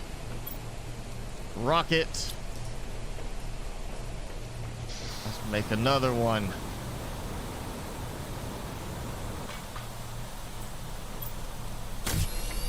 I see green already over here. Looks like the rocks have already despawned from the second round. And yeah, I know there's like some over towards the labyrinth I need to go get to. 'Cause I saw it land over there.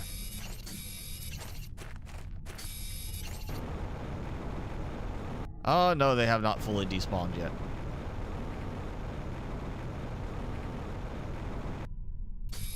It's really fun, Jenny. I mean, I'll look at it again, but you know, it's just like there's some games that, you know, it doesn't matter how fun people say it is. You just, you know, if it's not appealing to you, it's harder for you to find it enjoyable. Like Terraria is supposed to be this massive, you know, like, you know, popular game. A lot of people love it. And I couldn't get into it. I was like, why would I play this instead of playing Minecraft?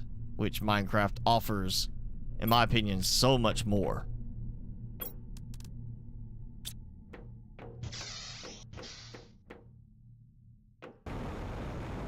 Alright. I'm gonna go to my extractors again, as they should have had time to fill back up. And that will give me some extra stuff beyond that.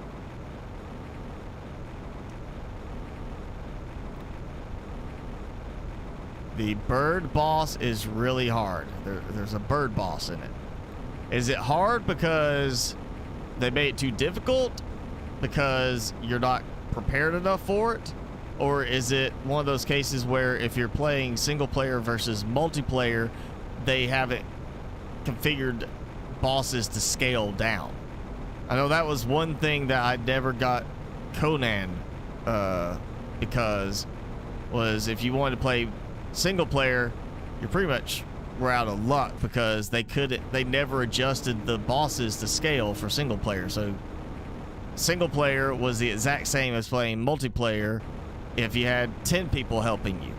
It didn't matter. The boss had the same health, everything, because it didn't scale.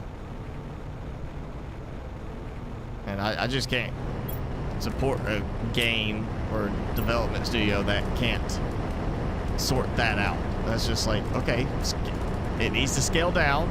Let's scale it down. Like, you know it's got to happen. There you go.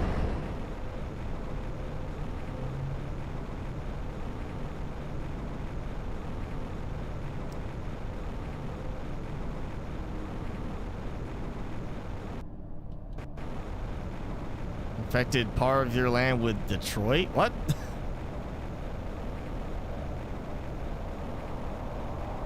Oh, you can't make the legendary sword to beat the bird boss. So you need, I never knew Big Bird required a legendary sword to defeat him. I always thought spelling was the, you know, the thing that you just had to give him a hard enough word and, you know, you win.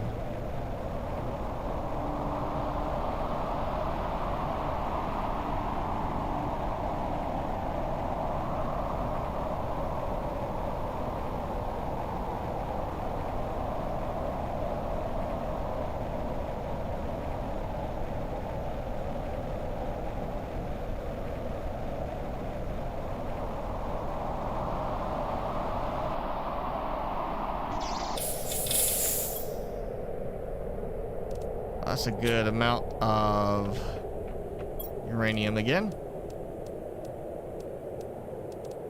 If it was easier to carry more, I would probably put a third extractor in there.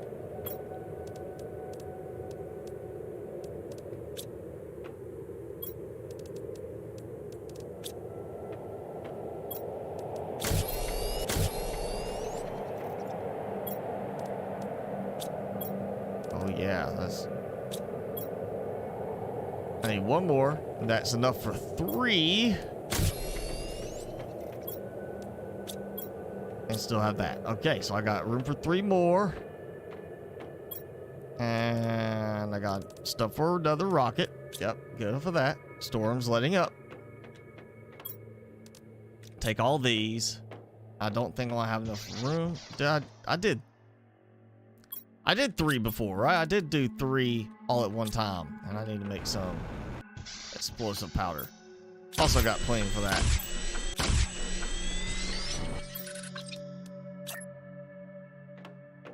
Might want to check my water storage after this. I had okay, I'm still good. No, I had a lot, but I didn't want it to be a case it was draining all of my water storage.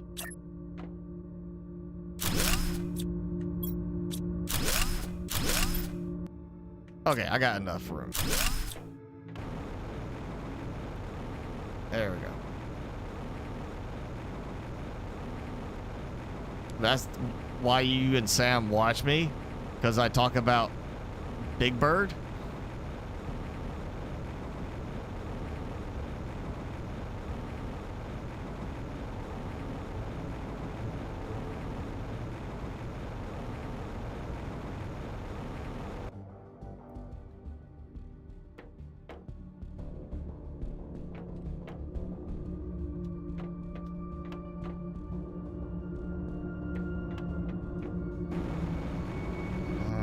There, yeah. I'm gonna do these first. Actually, I have to make sure. Oh, that's one right there. Okay, that's another one.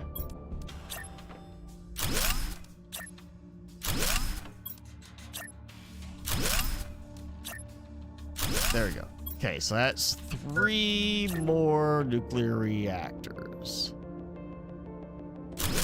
Boom. I know I just needed 2 to get over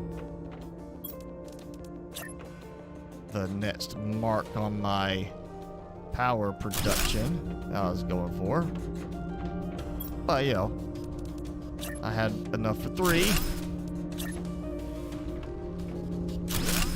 I was going to do this in, like, of course, I'm short by 1, so I'll just do it in groups of 4, so I have another spot for another one of these, and yeah, I'm just gonna fill it in as far over as I think I want it to go. I mean, that's a pretty good little size over there.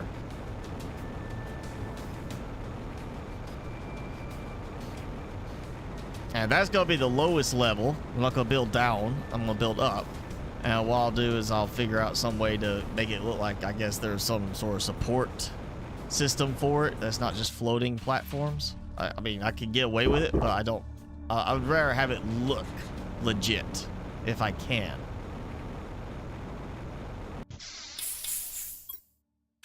Oop. Because I know I need to check again. Some food. And I'm going to get rid of these. Also, check for stuff. Oh, see, more over here that I could not see because of the trees. What's that saying? You can't see the uranium for the trees? If that's not it, then I'm coining it for this game. That's going to be one of the... That's going to be it. Devs, feel free to use that quote and, you know, use it in the game with a character we find like somebody's message thing. And they're saying, you know, that quote, I never understood it, but I get it now. And it's like, you can't see the uranium for the trees. Make that a quote in the game somehow. It'd just be funny, and I'll gladly take credit for that one, because I gladly say go for it. You know, just give me a little blurb in the credits. Or you could come up with some kind of fancy sounding name for me as a poet type thing. Did I not put... I put a seed in this. It's another bald spot. Why is there so many bald spots? You know, right here too. It's like that tree thing is not even doing anything right there. Or you're coming with me. I want to see this. I see no difference. The trees did not go away. So I have one sitting there actually providing no value.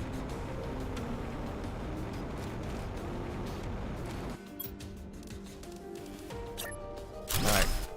This one here. Yep. And that one I'll put... Oh, I'll go back over that area with it. I think this is getting full enough.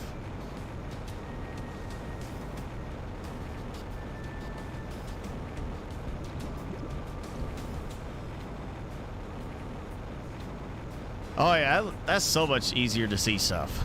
Right there. If it glows, I can see it. If there's like, it's a small little piece of super alloy, I'll see it.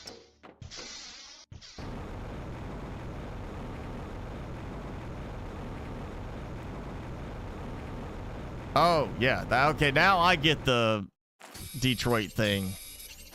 I didn't think about, you know, Alex Murphy part of it. Just, you said RoboCop in Detroit. And it just, I didn't make the connection either. There at spot, sorry.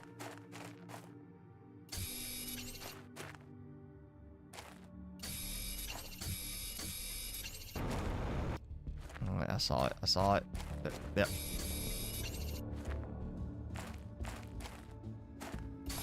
Take some iron while it's available. Yep. Yeah, and I remember seeing it hit. I never would have thought to look over here otherwise. Oh, that might have been more than one hitting over here. Seems odd. Inventory full. Well, you know, I can remedy that very quickly. Or just come back. Oh. What color is it? It's going purple? It's purple!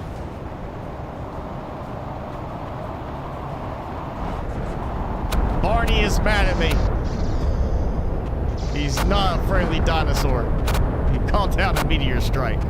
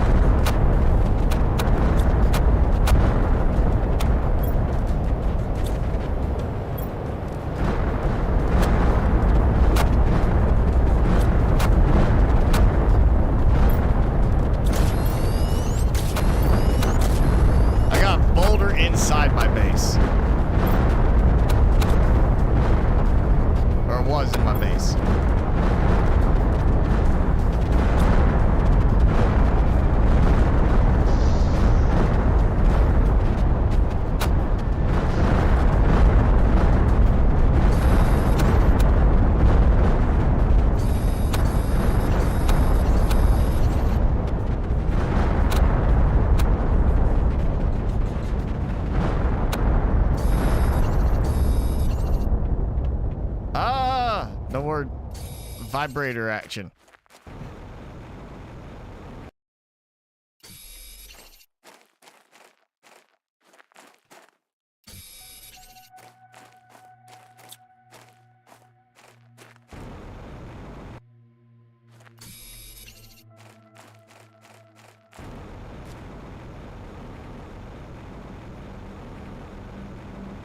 Still not easy to find all the super alloy that comes down. But it's easier.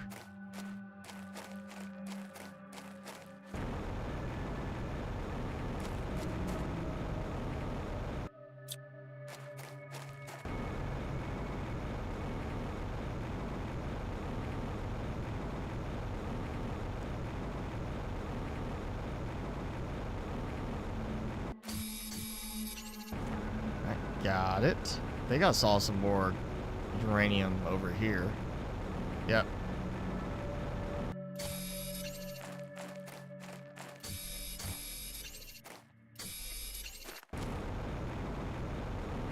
Okay, that's... Yep, one less there. We'll go... Let's drop this off. I'll go get the next... I'll get this tree spreader I keep hauling the supplies for around. I'll go get it deployed. Wait, no, it needed one. Right, one super, yep, one super alloy. Almost messed up there.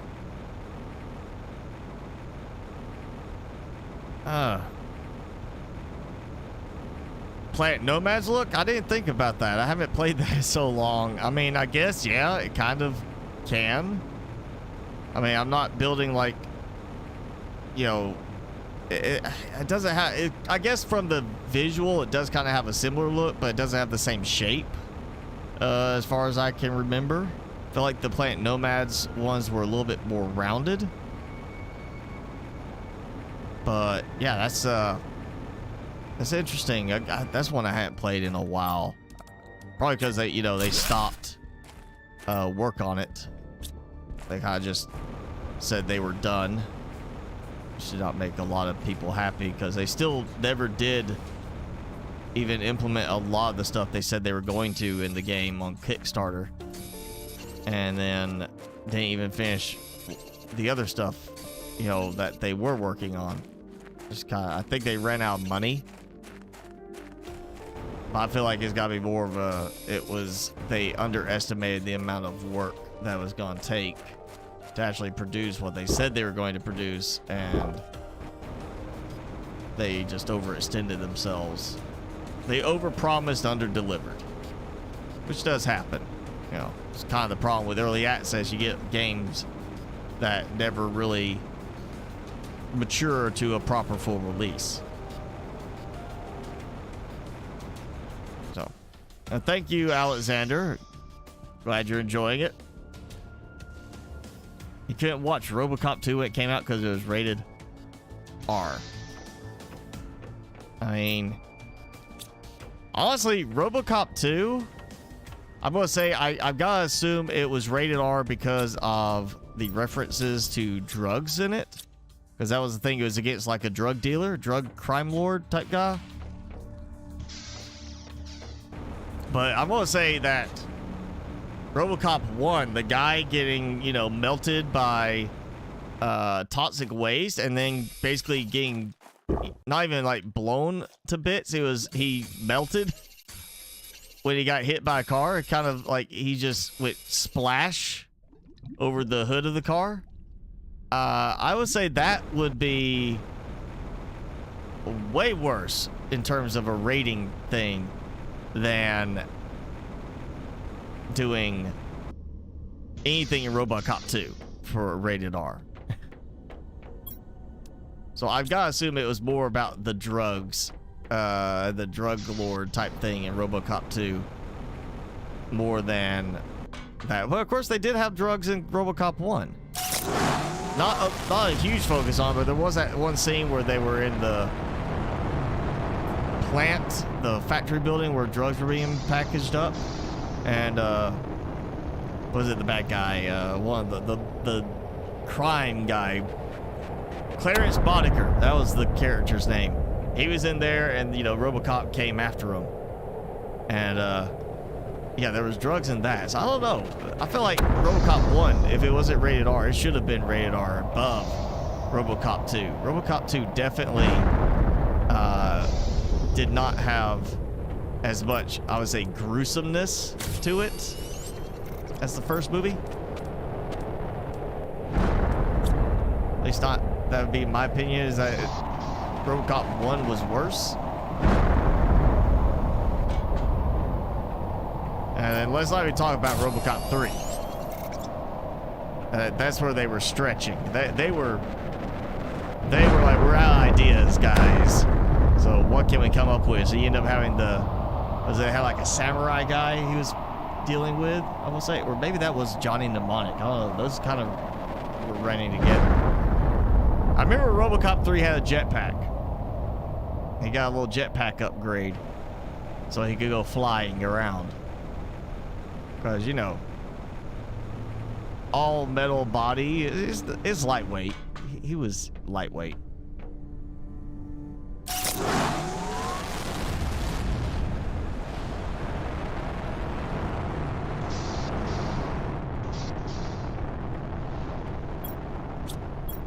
Finally using up some of that.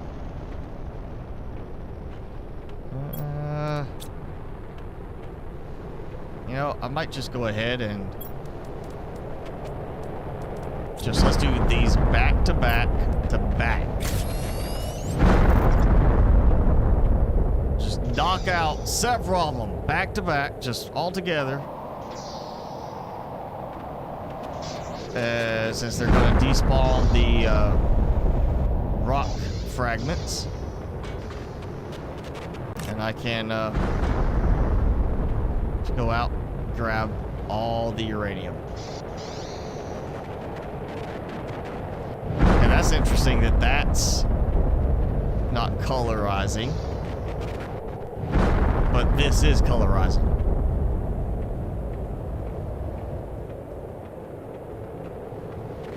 There's a different shading to it. If you look at these, they've got a shade, a blue tint. This has a little bit of it, but not much. But that looks like it has no tint at all on this one. That's just the biolab.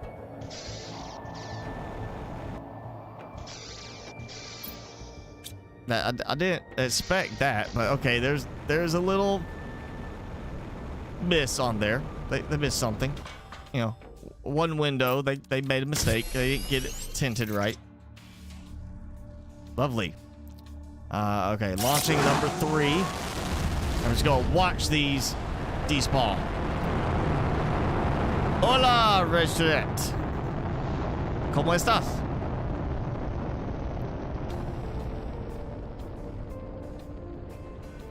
I did not smoke any hot sauce, no.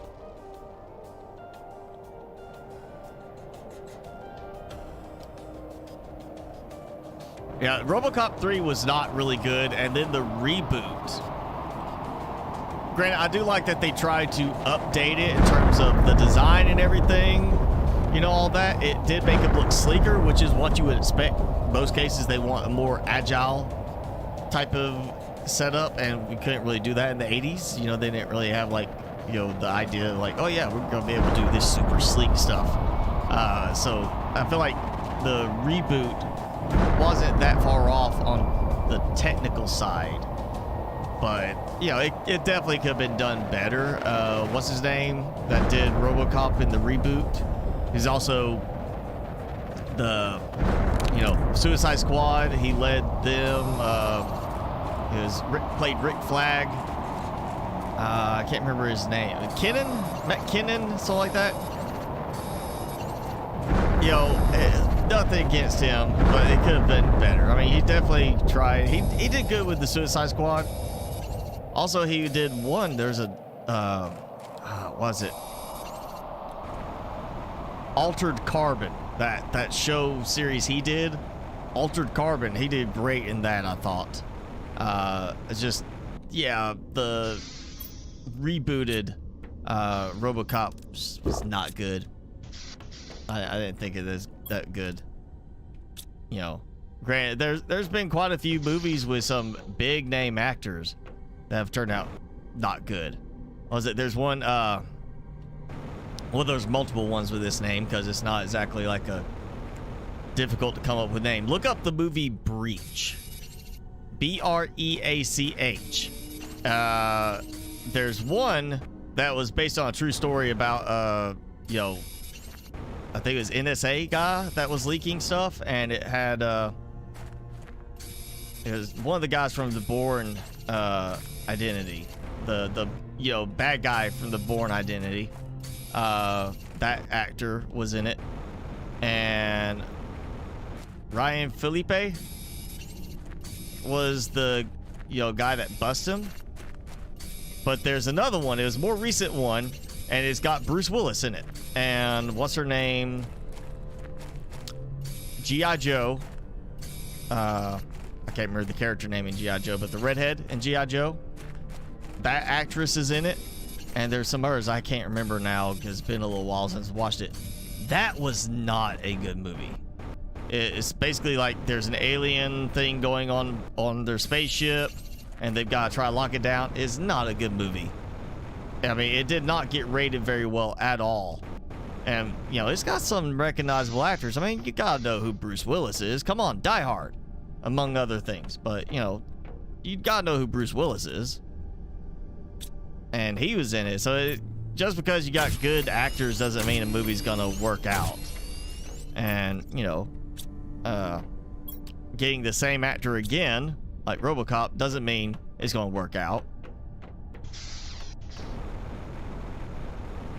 So RoboCop 3, no, was not good. Bad story idea, you know. they were really stretching, trying to come up with something for that. It was a way like, we'll make money off of it. Even when people say it's not good, we'll make money off of it. But yeah, the new one, the reboot, was not very good. And yeah, I would not be... Did they make another one after the reboot? Like a second, like RoboCop 2 rebooted version of it? Or did they stop after that one? I haven't seen anything for a rebooted RoboCop 2. But that doesn't mean it didn't happen. I assume they didn't do it, but they've had pretty bad reviews on movies and then already greenlit like 2 sequels to it before. I'm good, Reg. It's alright, just, you know, another Saturday. Day off, finally. From work. Normal work.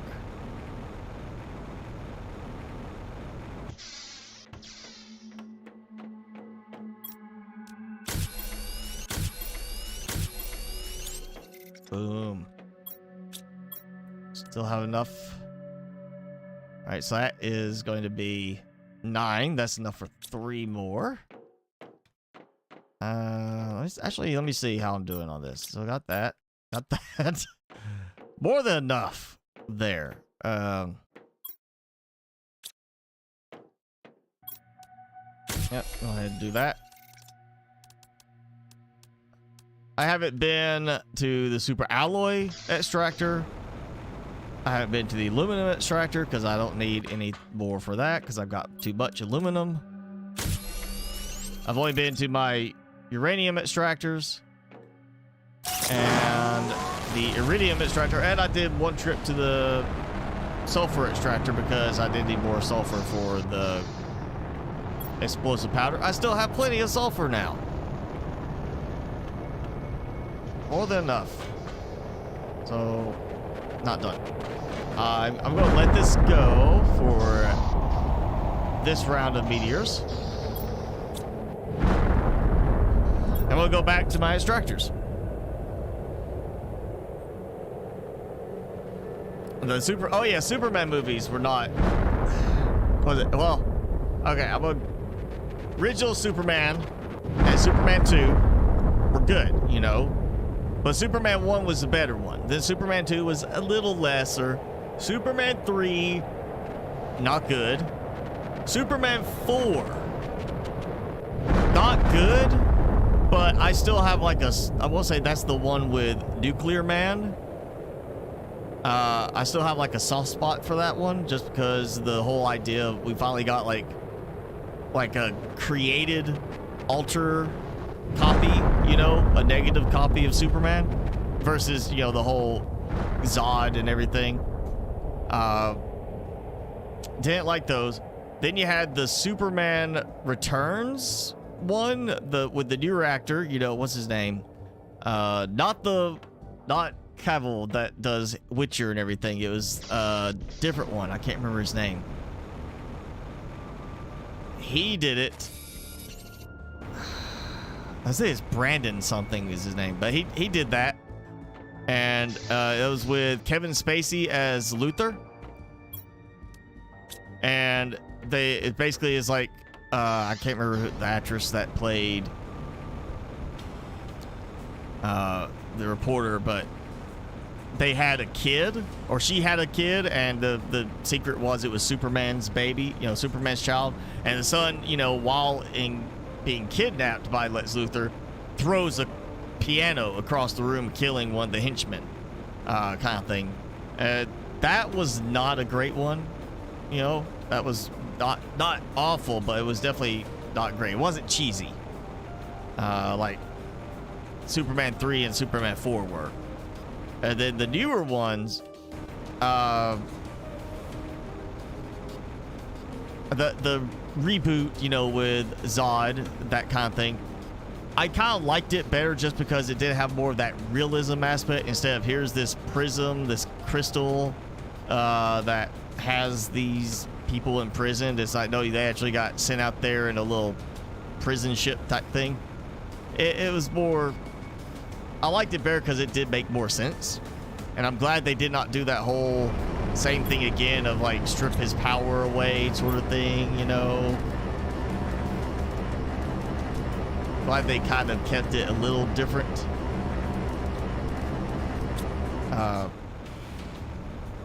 Batman versus Superman, I like that better. That was not bad. I think they could have done a better choice for Luthor in the end. I thought,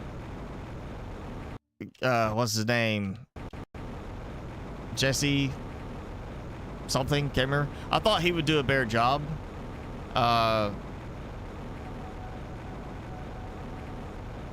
Than he did. But Jesse Eisenberg, yeah, I thought he'd do a better job.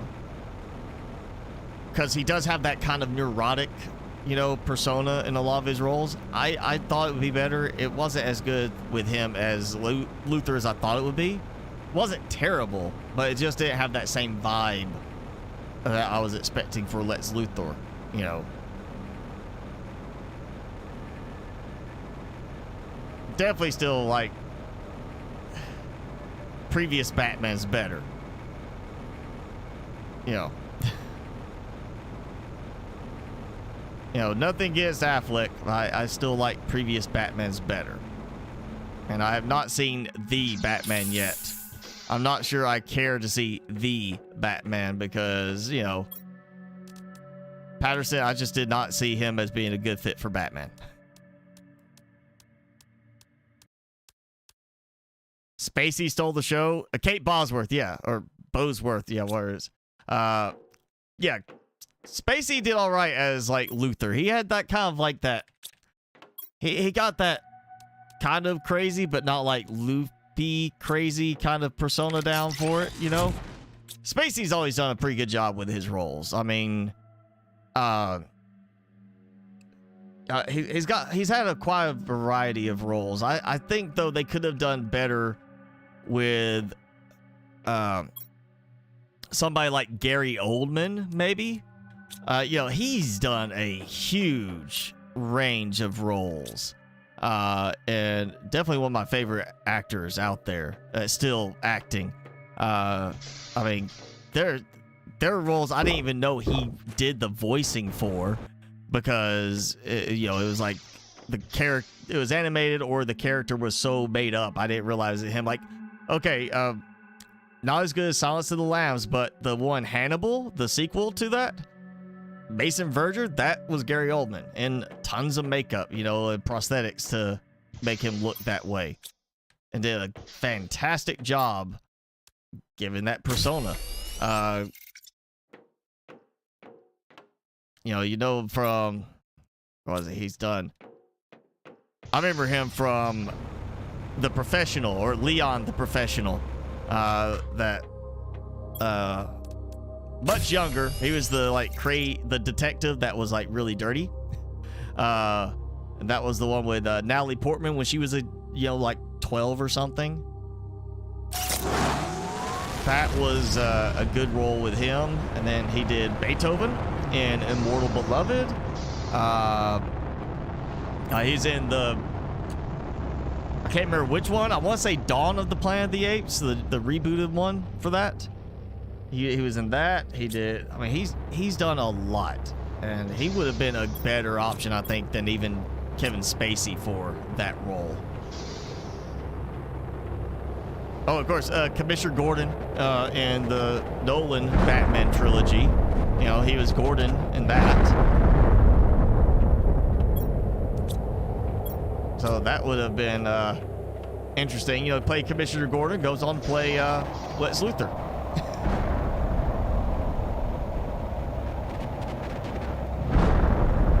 I saw green over here, but there it goes.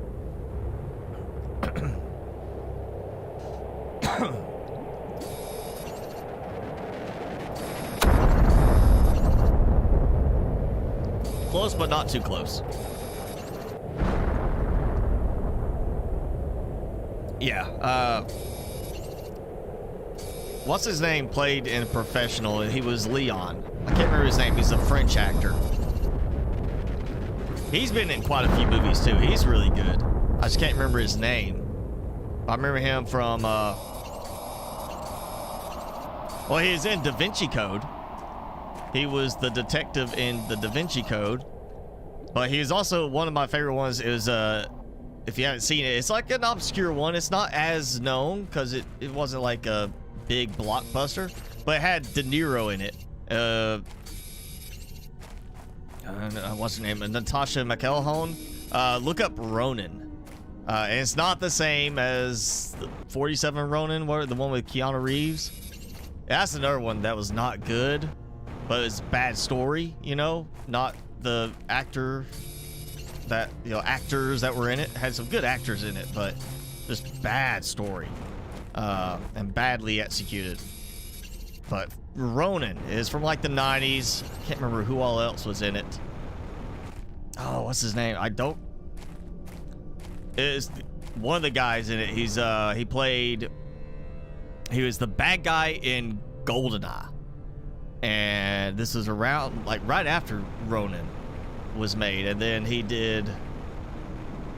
was the guy in The Martian that leaked the message to the crew about Watley being alive.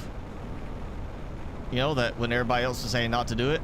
I don't remember the actor's name, but he was in Ronin. It was a good one. That with the French actor, I can't remember his name.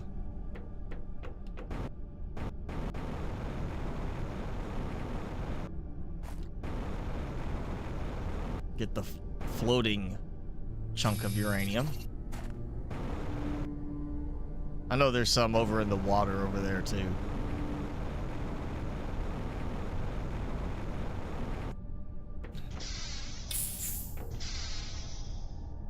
Point Break, Speed, The Rock, Armageddon, The Firm, Top Gun.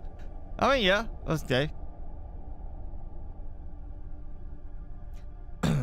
Now, Speed, that was a good one for Keanu Reeves. That was kind of the one that really kicked him off as like an action star. I remember there was an interview I listened to with him where he was talking about he turned down like another movie to do Speed because he wanted to get away from being the goofy guy, you know, like Bill and Ted type of persona that was expected. And Speed is what launched him into the whole action thing. But it was, you know, Matrix really launched him even further with that. And then, of course, we can't forget the John Wick stuff now. But those are, you know, again, that's another one.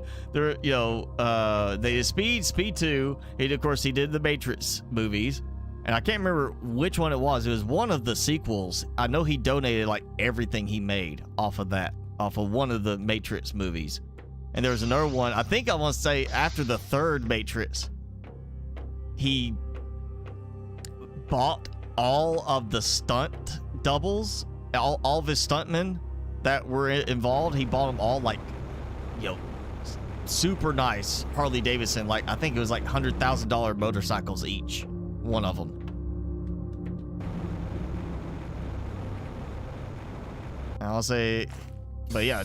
Speed, I remember that one. That was a good one for him and Sandra Bullock. That was the one that made a lot of people think they had something kind of going on between them at one point. The Rock, I'm assuming you're talking about the one with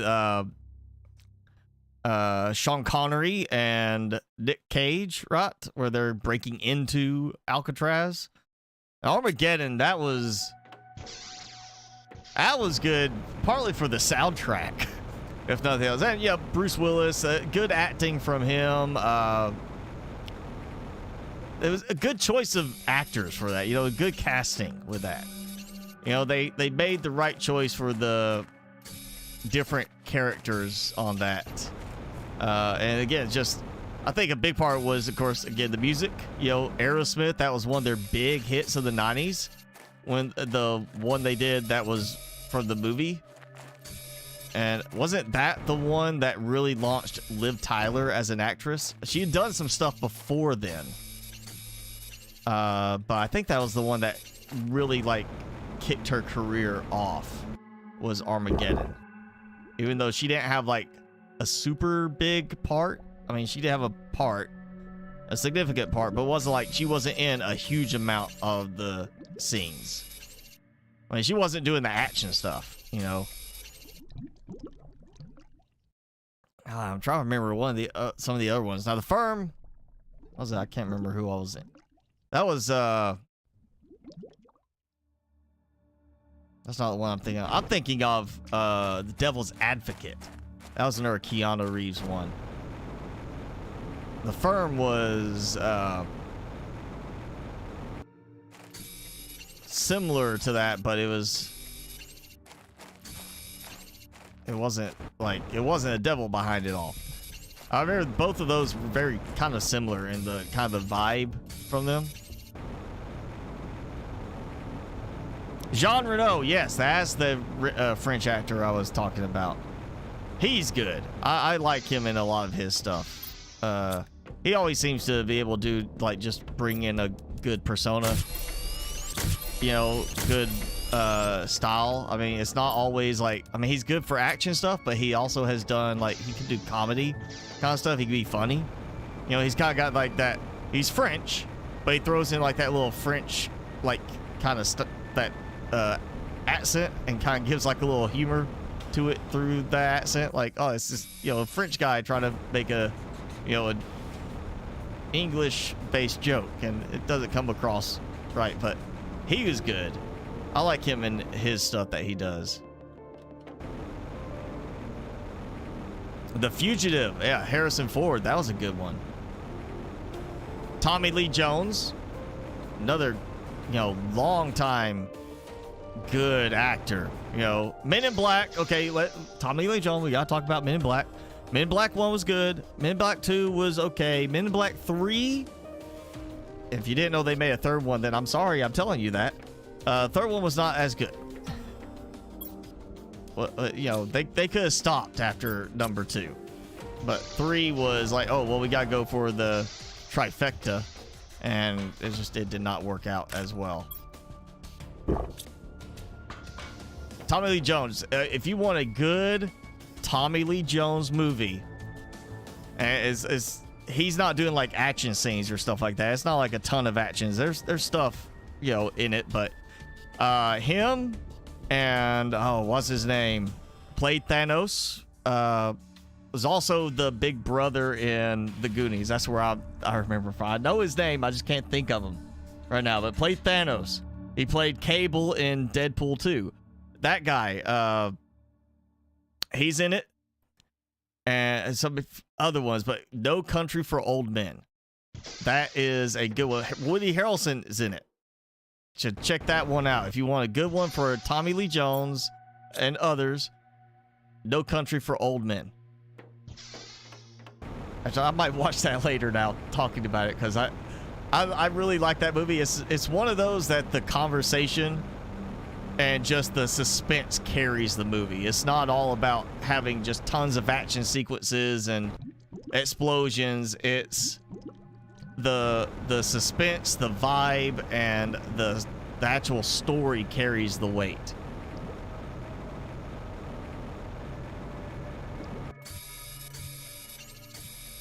And oh, what's her name? There's another one. She plays a southern accent type character in it, but she's actually Irish. I can't remember. McDonald, something. Angie McDowell. I'll say she did the voice for Brave, and she got her start. I want to say her big break was Train Spotting, but she's in it, and she's got a southern accent instead of being Irish, which she is naturally. She very much does like the Irish style accent in other movies. Yeah, No Country for Old Men. That's a good one to check out. If you haven't seen it, you need to see it. I won't say it's considered one of the Criterion Collection movies now. I could be wrong on that.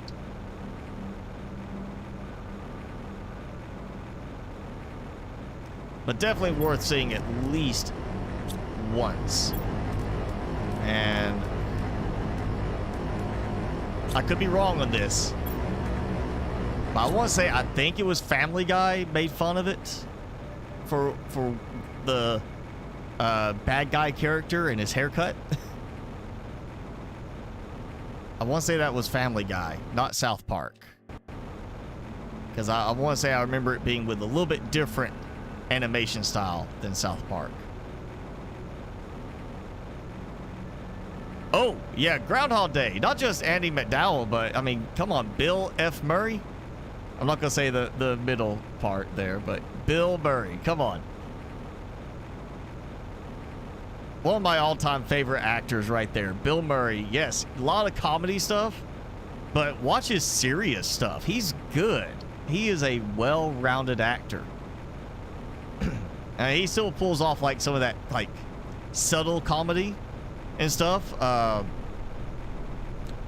One of my favorite movies all time, especially for Scarlett Johansson, is her and Bill Murray. It's Lost in Translation. Check that one out. That's a good one. It's, you know, two people become friends while they're, you know, both abroad in Japan for different reasons, and they're both feeling lost in their life, and they develop a friendship because they both have that same kind of feeling. And it's Bill Murray and Scarlett Johansson. It's a much younger Scarlett Johansson too, and it was independent and just did phenomenal as far as reviews from what I remember. But yeah, that's another one to check out for Bill Murray. Of course, all of his old classic stuff, Stripes. Watched that so many times as a kid because that was one of my dad's favorite movies, because it's him and Harold Ramis, you know. Dan Aykroyd wasn't in that one. I don't know. It wasn't Dan Aykroyd. It was a bunch of other people, but I don't remember Dan Aykroyd being in Stripes.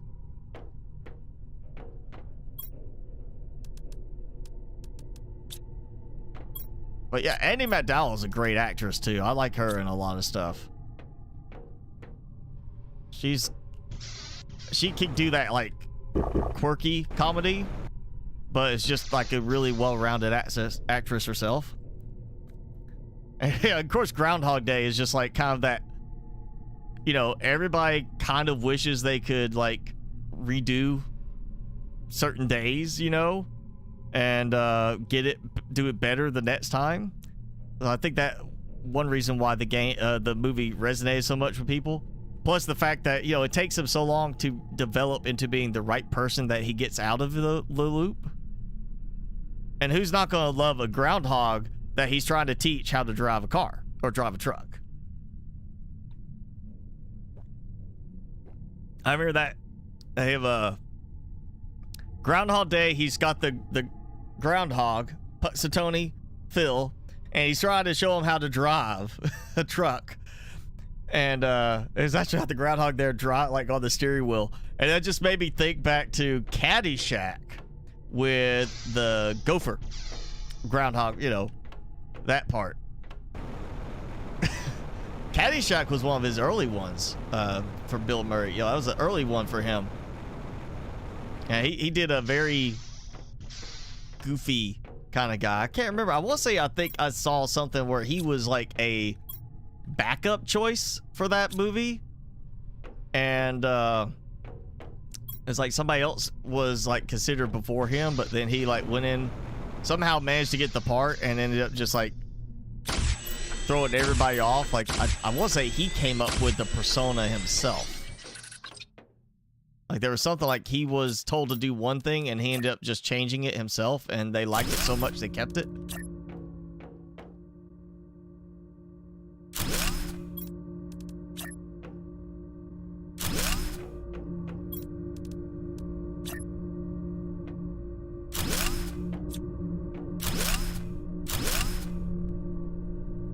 Oh, and then Bill Murray, talk about him. It's more, yes, it's comedy. There's comedy in it, but he does get a more serious side. Check out St. Vincent, and it's ST period Vincent, and it's got, oh, what's her name? I always think of her from Bridesmaids. She was the bigger one in Bridesmaids. She was also in the all-female group version of Ghostbusters, the reboot. And she's been hers. But it's really, St. Vincent is one of his like more kind of serious movies, and it's really good. I really like it. It's a good story, and just the ending, if you don't get touched at the ending, you're not like sitting there like, oh, this is so sweet. kind of thing, but also kind of sad, you know, about it, then, you know, I don't think we can hang out and chat anymore. But yeah, St. Vincent is definitely a good one for Bill Murray, and I can't remember her name, but that other actress that I'm mentioning.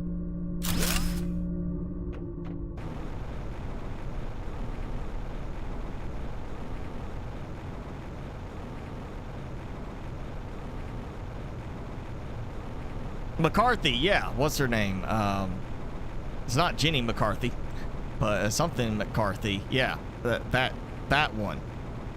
Yeah, she's in it. St. Vincent, that's a definite other one. It's a newer one, and you get to see Bill Murray kind of like, it looks almost like a hobo kind of Bill Murray, but he it's another one of those, like, it's just really good story, and he really pulls it off. And I know her name.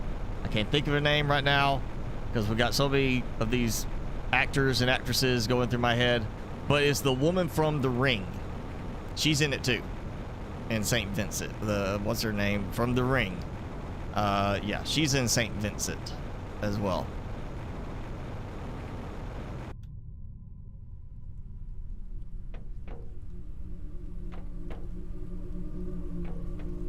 I think, is it? Yep, I heard it. I heard it start raining.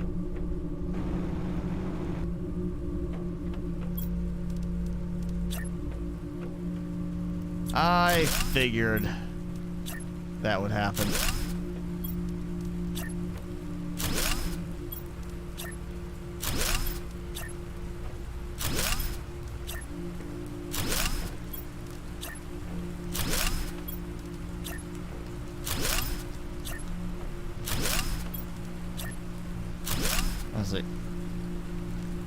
Melissa McCarthy, yeah, that's the one. And then I'm still trying to remember the name for the woman from The Ring. From the first one, I think there was a Ring 2. I just can't remember if she was in that one.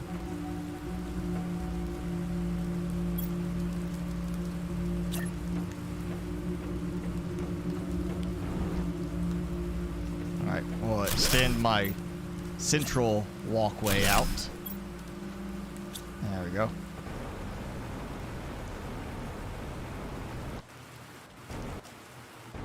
At some point, I'll consider that big enough.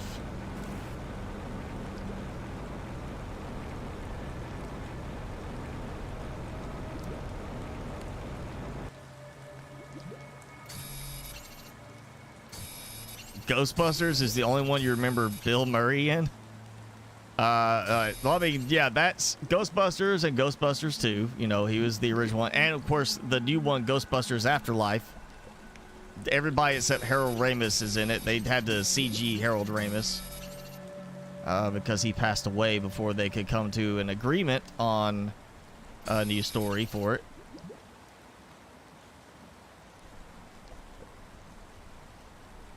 Now, Harold Ramis, they're a good actor, but he did better work on, like, the writing part. There's a lot of stuff he was a writer or producer for and didn't bother acting in. Or he acted in, you know, very small role. Kind of like how Tarantino likes to do it. Tarantino will act like some kind of small role in all of his stuff. And anything he's producing, like helping produce kind of thing, he's like, yeah, put me in it. He's like that football player that says, put me in, coach. Acting-wise, you know, not pro or against Tarantino. I mean, he does a good job with his acting, you know. But he's kind of got that predictable role to him. That's his style. He's not an actor. He's a director, producer. And he knocks it out of the park with his being a director and everything. I love his movies. Those are the ones that, yeah, it's not all about action sequences. It's not a you know, Transformers type blow everything up movie to keep the audience entertained. There's a lot of, like, just the weight of the story and the dialogue that keeps it moving.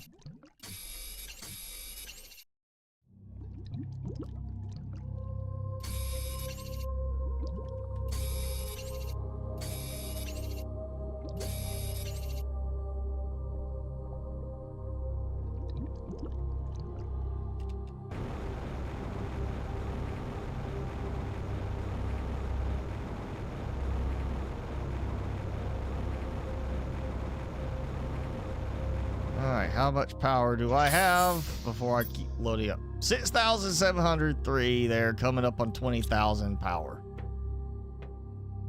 Oh yeah, that's I'm getting more, but still, it's still not super quick to get this done. It's another 3. All right, that's, yep, 3 more I can do. Oh man, I need iron.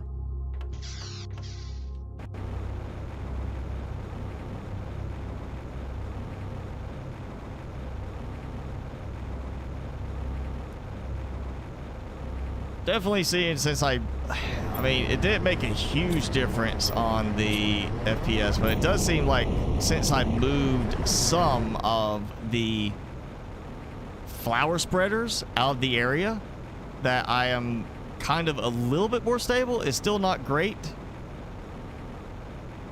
Like, it's still dropping to 20 frames per second in that section, but I'm not like, it's not as bad as it was.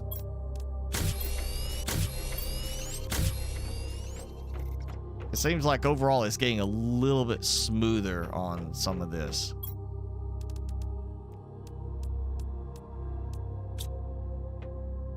And yeah, I need iron.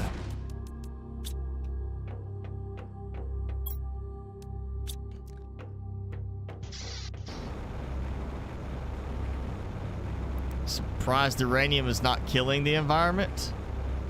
That's why it's adding to the flavor. I mean, we are having to use like that little mutation thing to forcibly cause production of tree seeds. So it's just helping. You know, it's gonna make for new species.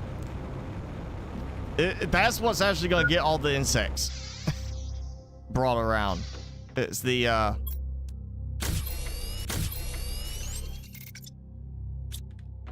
oh wow, actually burned through all of that too. How? What? Oh, I am short one. Okay, so yeah, it's the uranium that's helping. That's the secret sauce right there. Just a little bit of radiation to, you know, spice things up a bit. Totally normal thing. And there is some uranium over there, I saw.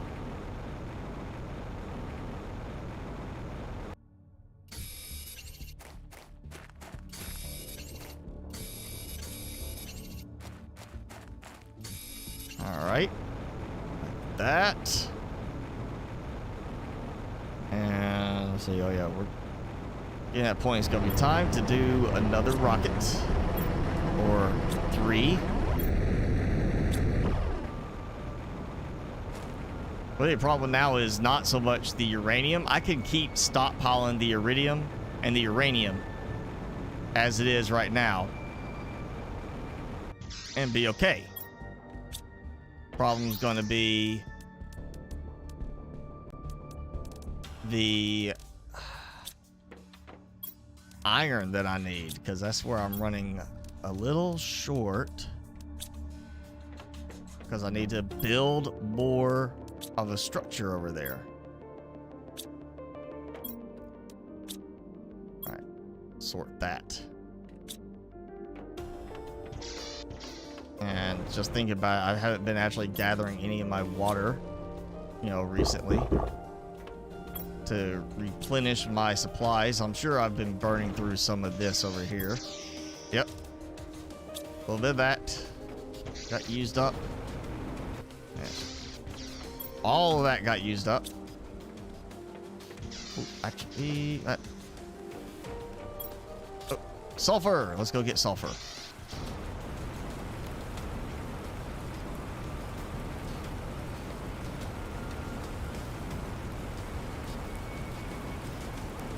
I'm kind of thinking at this point, I'm sure S-Bot's going to say, oh, I got you beat. Whenever... Oh, hey. Meteor fell in here. Okay.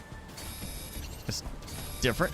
I'm sure S-Bot's going to say, I got you beat on this, but I think whenever we get the next update and it's like, oh, yeah, you can get here's the insects. Here's the amphibians. Or no, insects and fish.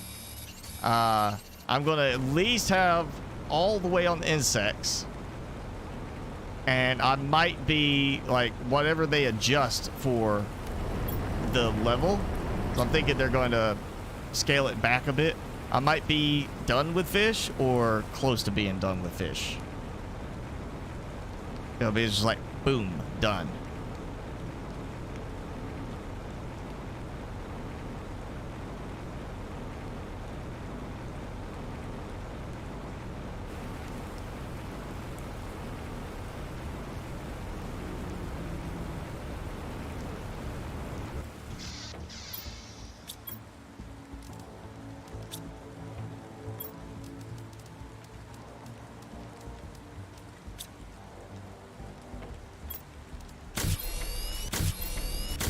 I mean, I can easily stockpile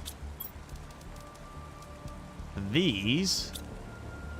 It's not a problem, you know. The more I stockpile on that, is just the more I can build after the fact. You know, I'll just start putting this here because I am going to need that.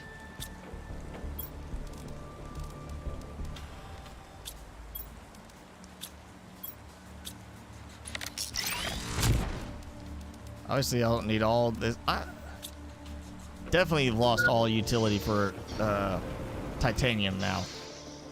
Way too much titanium and not enough need for it.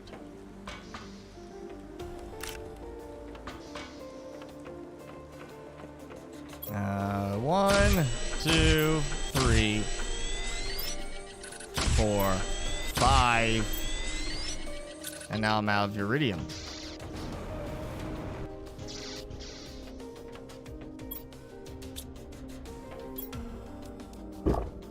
There we go. Yeah. You got me beat with 10 FPS. There you go.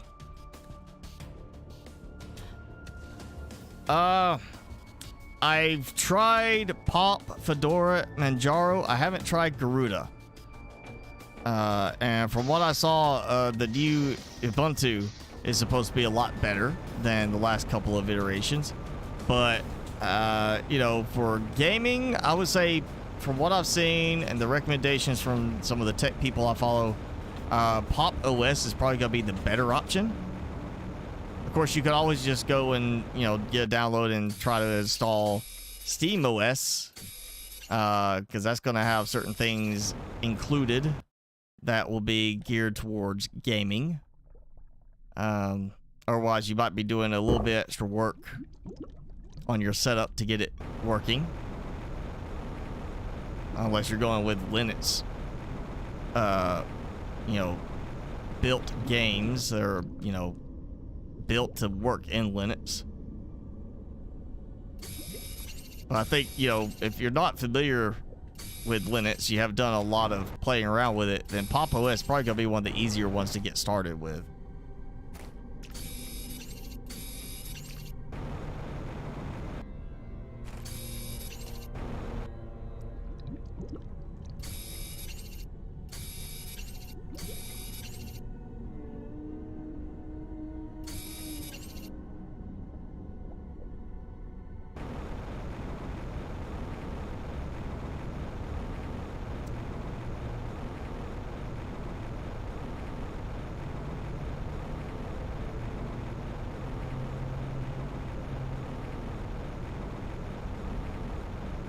There's like a threshold I cross, and I saw it there. I was like at 38 FPS, and then just I see that stutter, and it dropped to 18 FPS. How's that? I have... So I was out of range. I moved to the side or something. That it didn't detect uranium or iridium anymore. That sits.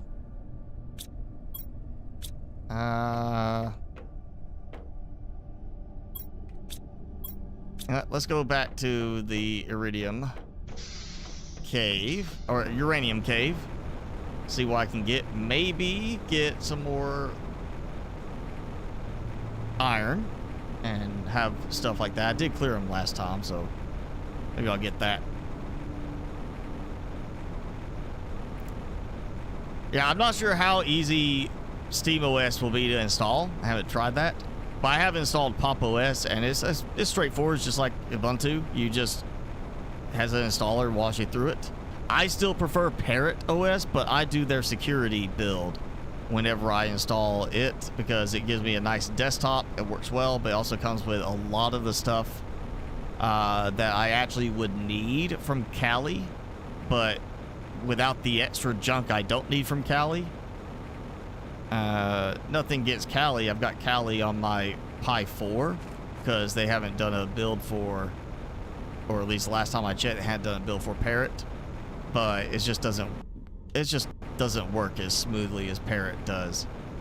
But Parrot does have a regular like desktop version, and I think they have a game oriented version, but I could be wrong on that. I want to say I think they do. I'm just not 100% on that. So, but yes, used to be Parrot Security is what you look up.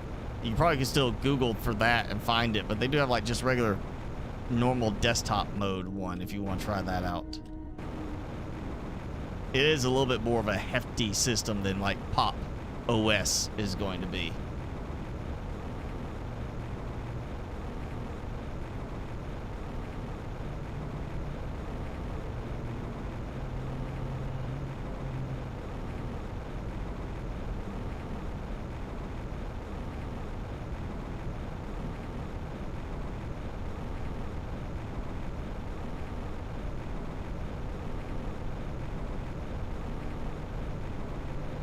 I can see my lights. I can't see the actual structure or any of the reactors over there. But it shows the light sticks in the distance.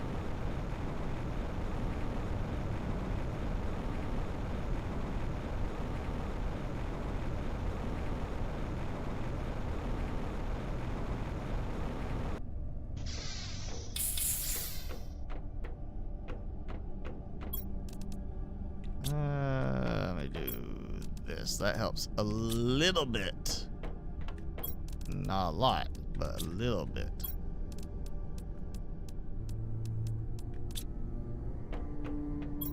And 1, 2, 3. Still have some there. So that's 15. That's enough for 5. And got enough for rockets there. Yeah, okay. So, am I doing that? Yep, do it there. There, you know, we'll grab that. Get another rocket going.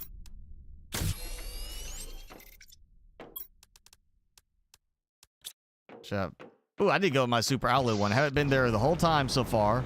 I've just had, what was it, 2 super alloy meteor storms happen so far during the stream? I want to say 2. I know at least 1. I want to say there was 2 so far today.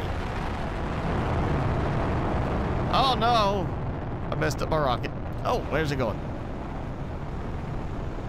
Ah ha ha ha! Oh no, it's going to come after me, isn't it?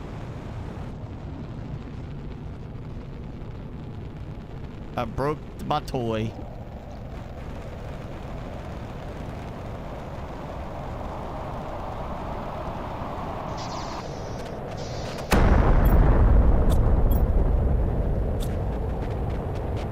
Yeah, well, let this go, and then I'll go get the check the super alloy farm.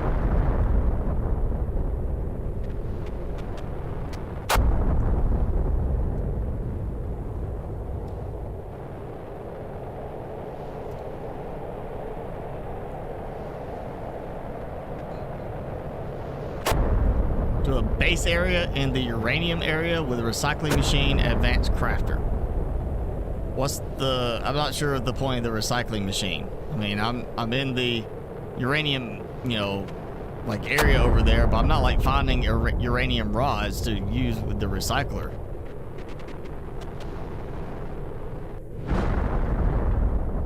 And I've already got 2 extractors over there. It just comes down to, if you're talking about not the recycling machine, but the shredder machine? Is that what you're referring to? The shredder? That can just dump stuff coming back? I mean, I'm bringing all the uranium back in one trip. I mean, I could go with just dump everything that's non-uranium and bring back just uranium. But I do also need other stuff, kind of like I need iron, you know, at times. Okay, that was a little goofy on enemy target.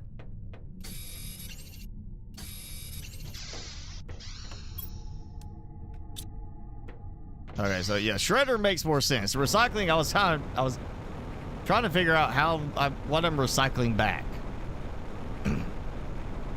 Now there is a mod, and I mentioned this, and I thought about getting it. I haven't done it yet, but there is a mod to actually tweak the recycler that you can dupe seeds.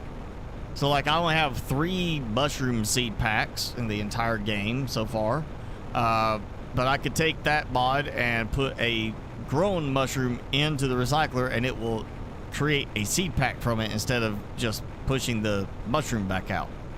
So I could create more mushroom seed packs. I don't really need it for any of the others. It's just the mushrooms would be useful.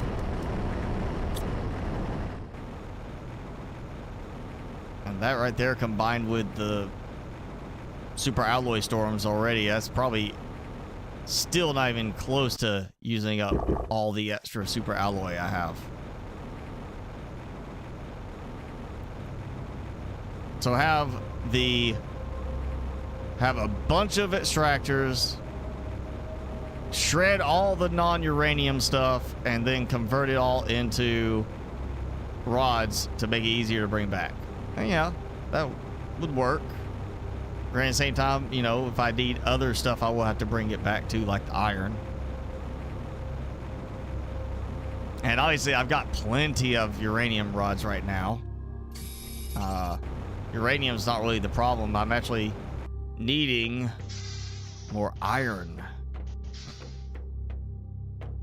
And the iron specific focused one did not seem to do really any better on iron out here. Still working my way through this one.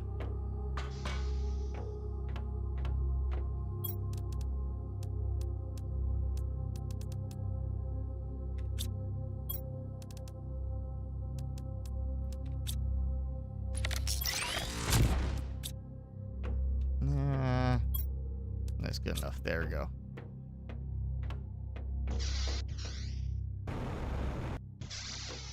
I mean, I do have a lot of extra power now. And I do have extra osmium. So it would not hurt to do another extractor out there. So, yeah, we'll do that. We'll just so, you know, you can say I followed your advice. Yep, that. I'm gonna, because I've got to take it so far, I'm just gonna go ahead and grab everything here. So that is the extractor. I've already got a base out there, so I'm gonna need that. Actually have a use for some titanium and such. Actually, I'll probably be able to get that stuff over there. And a shredding machine.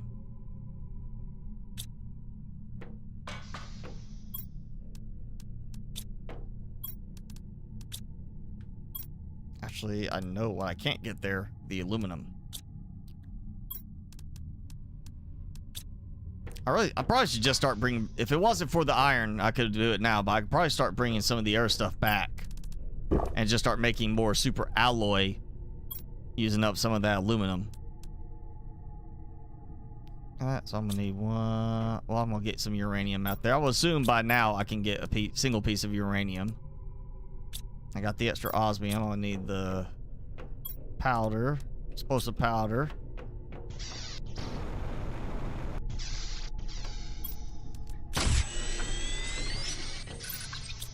All right. And you know, I might find some uranium along the way. There's one.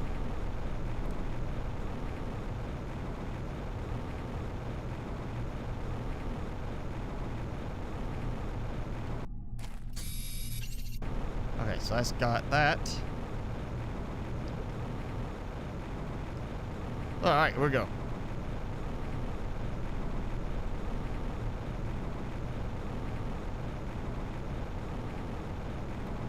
If you have drill tier 4 and heaters, it will lag the game. So it reduced your lag spikes from every 10 seconds to 1 minute.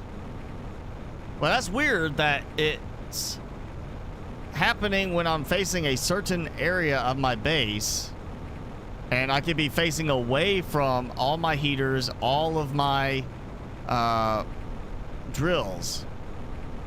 You know, I could be facing away from them, and that's when it's the worst.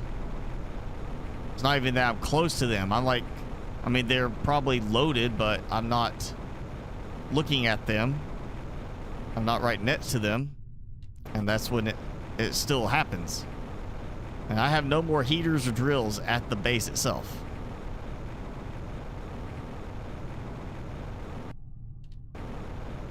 Okay, now the problem is putting in the other ones.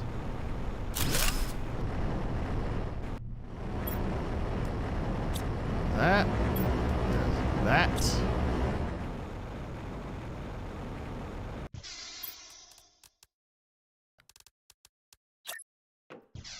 All that, and I didn't get any at all titanium. Like all that stuff and no titanium.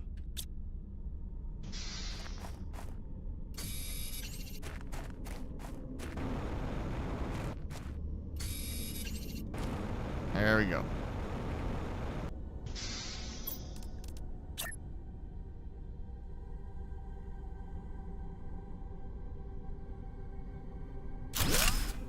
Okay.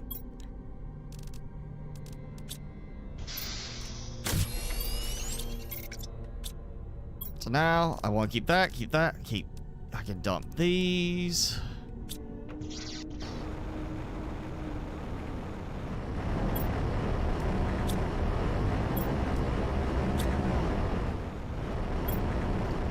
There.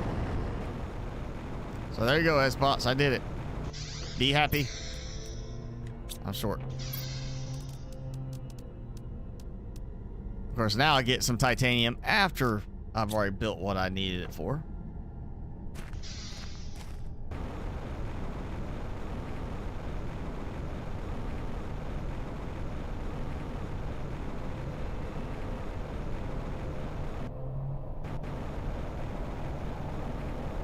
Oh, it's purple.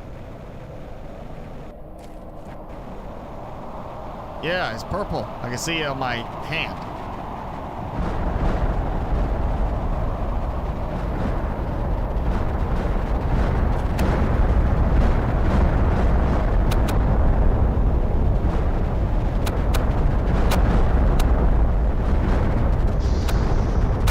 All right, hang out until this is over.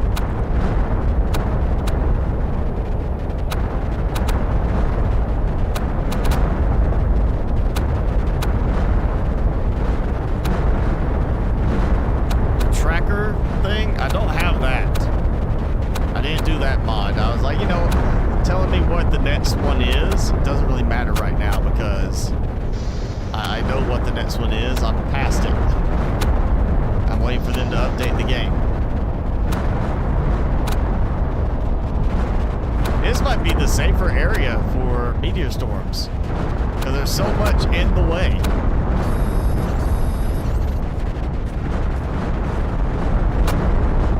Of course, is that causing them to not drop as readily, or have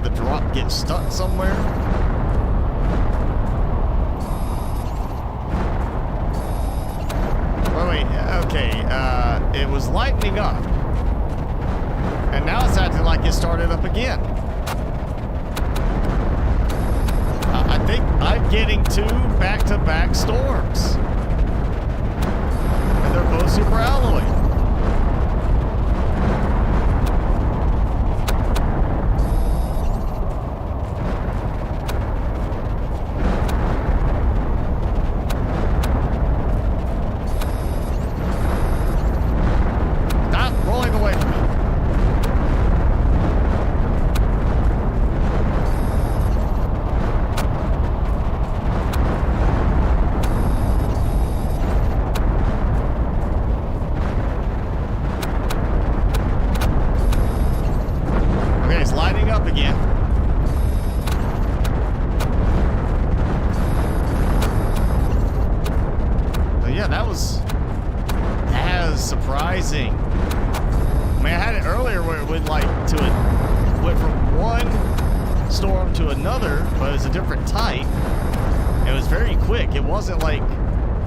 Still going at the same time that another one started.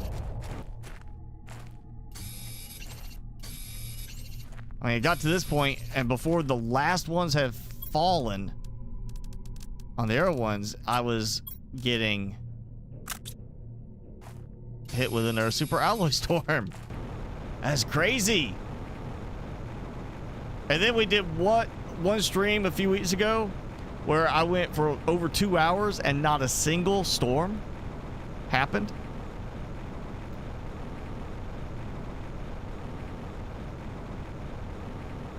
There's some uranium stuck in the rock there.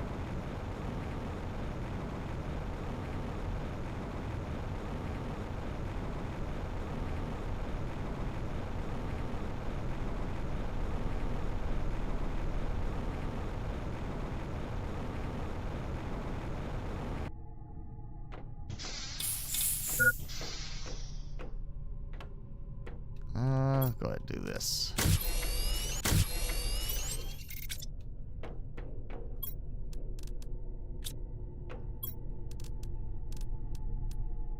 That's 3 more. Oh yeah, look at that. I got plenty of iron for building a few more pieces now.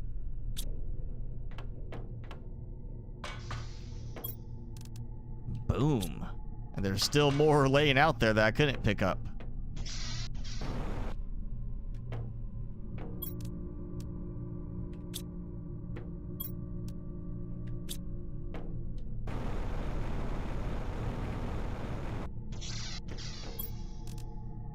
All right, that's for reactors. And I'll do this. Just this. I'm gonna just get building done over here. I'll see what happens. Got Wendy's for you and Sam. Where's my Wendy's?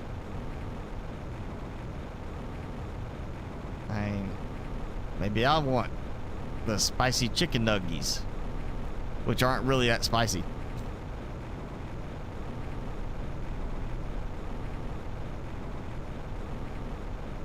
Actually, don't even worry about it, because after this, I'm fixing me and Timmy both burgers. He's getting burger too, but he's just not getting a bun with his. His is going to be a burger patty with cheese melted on top. And he's going to get 2 of them. He's going to get 2 quarter pounder patties with cheese. And then I'm going to have the actual burgers with salad. No fries. We're doing salad. I'm doing salad. He's going to do just the burgers. He just doesn't know it yet. He was sniffing around the burger meat earlier. He's like, I know I got something there. He's like, when can I have that?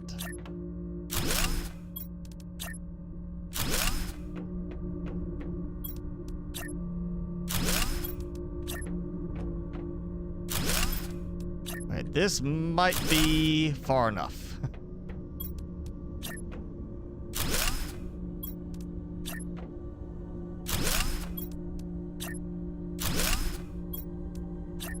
on, even out, even out. There we go. Yes! Look at that, that's perfect. Perfect count. That's 1, 2, 3, 4, 5, 6, 7. I've got room for 7 of them.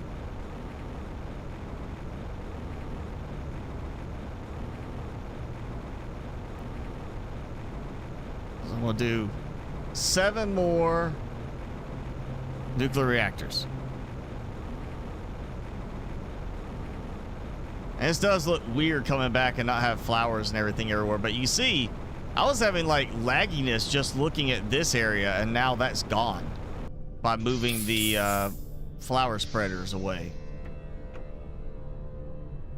Maybe it's more of a, it's not even so much of how many you have, maybe it's more of the density. They're too close and there's too much going on at the moment, which will of course have to be tweaked later during development, but maybe that's it. You just gotta spread things out a bit more.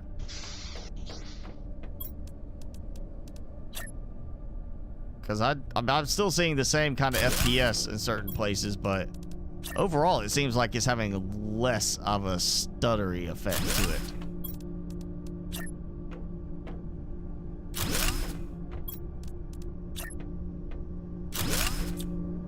One, two, three, four.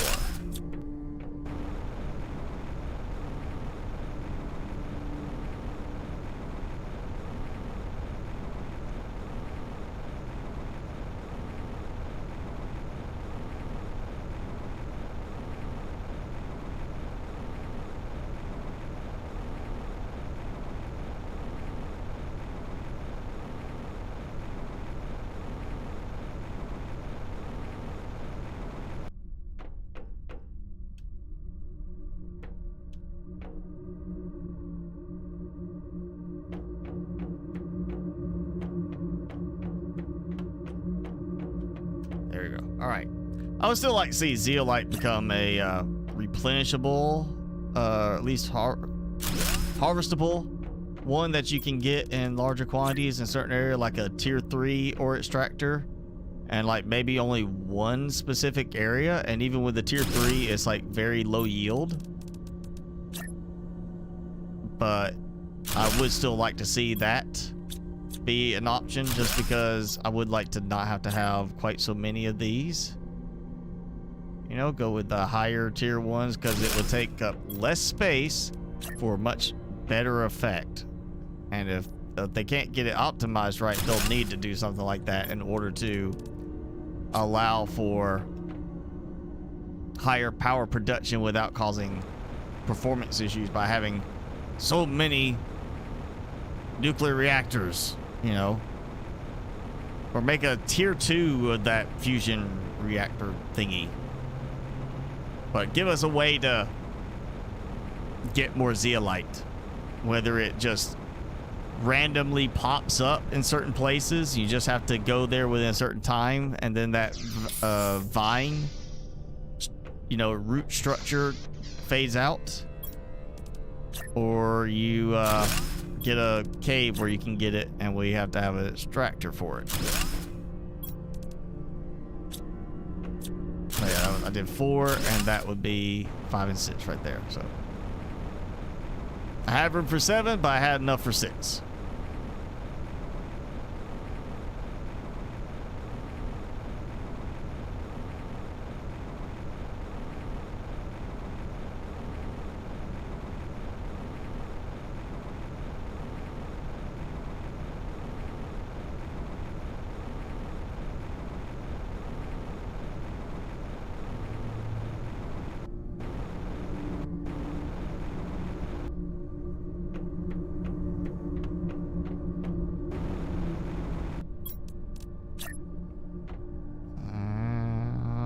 Number 5. Number 6. And that leaves 7. And then I gotta make room for more. So I need more iron now. Let's see. I've got 7 over there at the base platform. So I want to see how many I've actually got now. And it's easier to just go over here than count.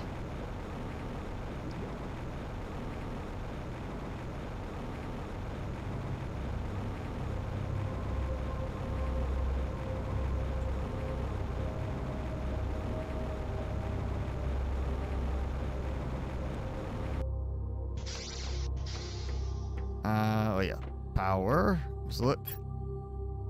I have 33 nuclear reactor tier 2. Over 10,000 power just from them. So that's half of my power now. And I have 7 over here, which means I've got 26 total up there on the ridge. And I still have room along the other side once I fill that in. I've got, yeah, plenty more room. I've got like, I mean, look at that, 8,000 power right there. And 11 tier 2 ore extractors going right now, using only that much. So I got plenty more I can do. And yeah, 0.16% to fish. I'm thinking they will scale that back a bit, just not till the next update. So maybe the next update comes out, I'll be at like 30% fish or 50% fish already, because I've got so much done at this point. Let's see, got that. That's out, so I will need some more uranium soon.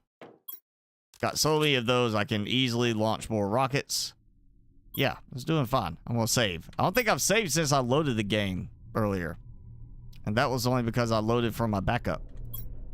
Because, you know, I did try to take like half the base out and see what it did, which did not make a difference.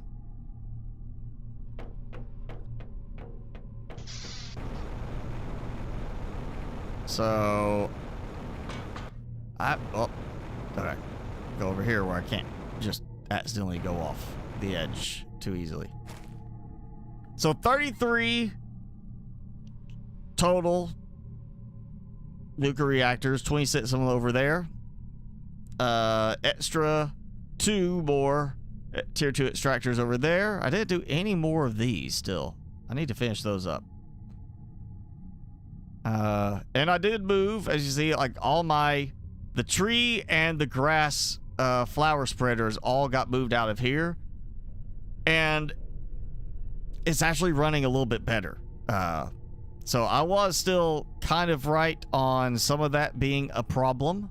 Obviously, it's not a problem for the trees being in the distance, and there. It seems to still be more, again, maybe it's not even the sprinkler part, it's the amount of flowers and such that were showing. Because I did get rid of those, and now it's definitely performing better. Still not as good as it needs to be in the end, but right now it's better. I saw green spots over here. I saw uranium spots, it looked like, when I was standing up on my perch.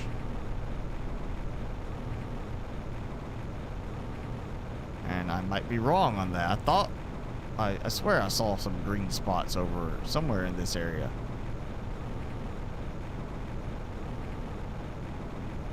Yeah, I might be moving all my trees and all that out elsewhere. You see how it's got like the little flower, like the plant leaves showing around the edge, and then they render in like it's struggling with these? I'm not seeing that with the tree spreader, so it's got to be something with the flower spreader still being a little bit problematic.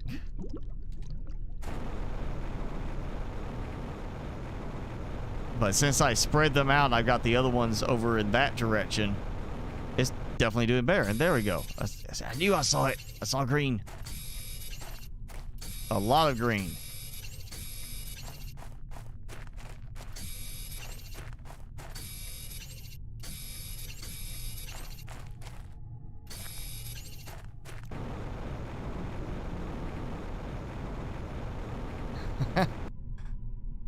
Green.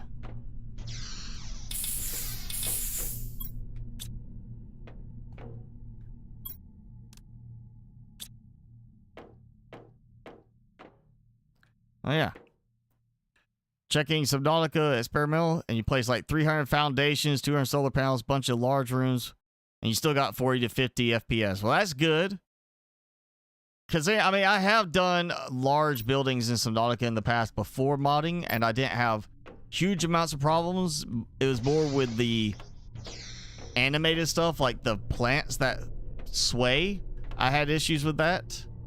Not so much just, oh yeah, it's a bunch of building structures, but you know, it's always good that they're still working to update it, and of course they're working on porting in the stuff from Below Zero, which, you know, everybody wants the bigger rooms and stuff like that. You know, we want to have a big room.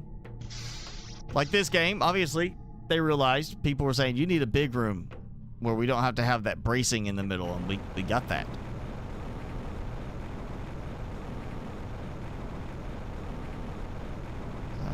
Let me take a look. Just see. There we go. One more.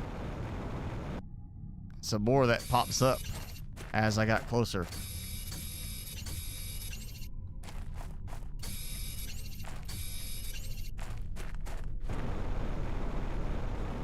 Let me move these flower spreaders too. Oh, I still see one over there. I kind of feel like I want to... Like, it's not a good idea when you're first getting them set up. You're trying to get them set up and get stuff going. But now that I can travel more readily, I'm kind of thinking I might put some of these like way off where I'm not going hardly ever. And just that way I still get the terraforming increases, but I'm not getting, hopefully, any of the stutter effect from it. The FPS effect. Alright, you know, let's see, I did have another rocket. Let's get one more rocket going.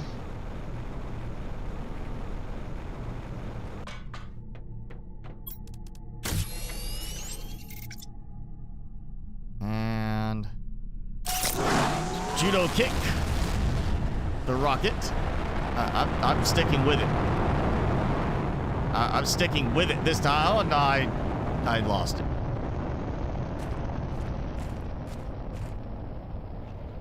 It's got a little spiral activity going there.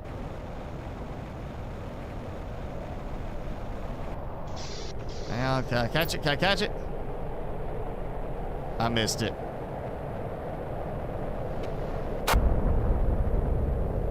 Way over there. I mean, I'm here, and so it's doing this big area. I should really watch this some next time during like the super alloy storm, and just see like meteors like going like that all over the place.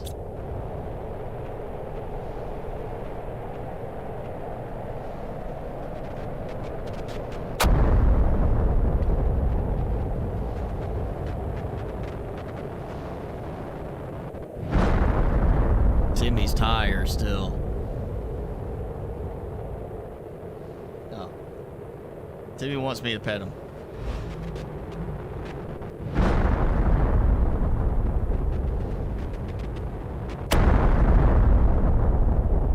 Yeah. No. There's not enough.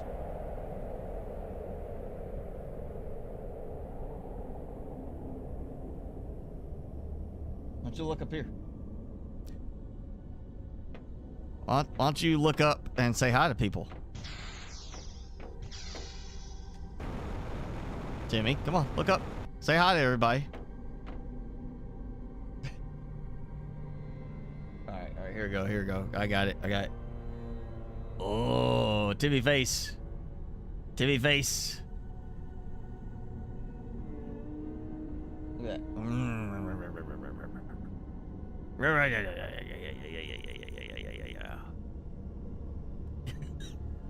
He's like, don't do that.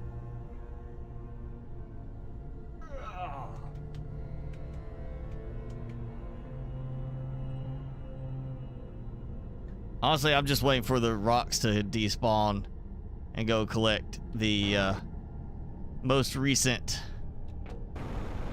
drops of uranium. Or, you know, just go find them floating above some of the terrain because of terrain mapping. But yeah, we'll wrap it up in a moment and get this done. And Timmy, oh, he's back to like whatever. So let me get the last of this. I saw on the map screen a yep, one over here.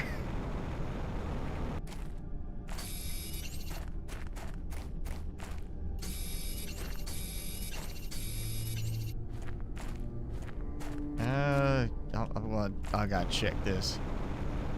If I get up there, make sure there's not like a piece of uranium up here.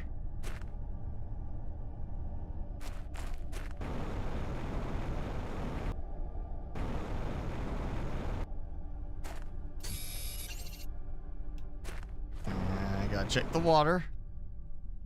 It doesn't show very well through the water.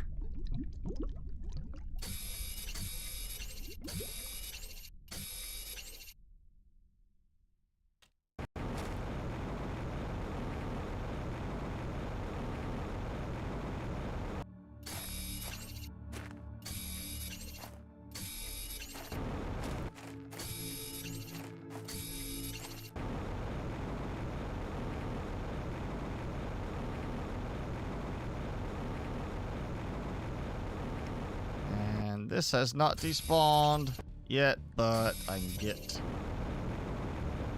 to the stuff, I think.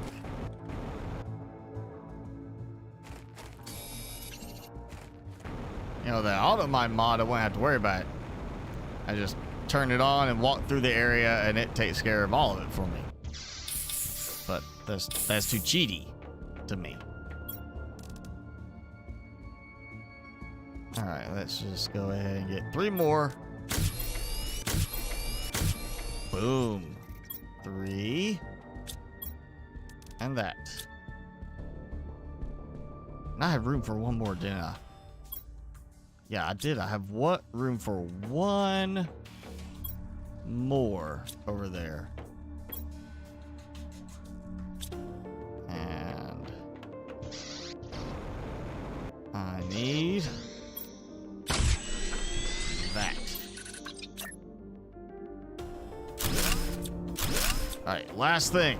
So I'm pretty sure I remember there's 1 more spot open.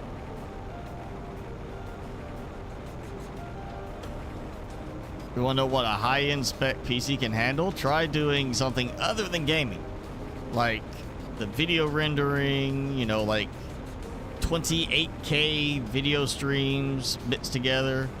That's what really is going to showcase what a system can do, more so than some of the games. Yeah, the games are going to push on the graphics or something like that, but for CPU and just all around performance, you're going to want to test with like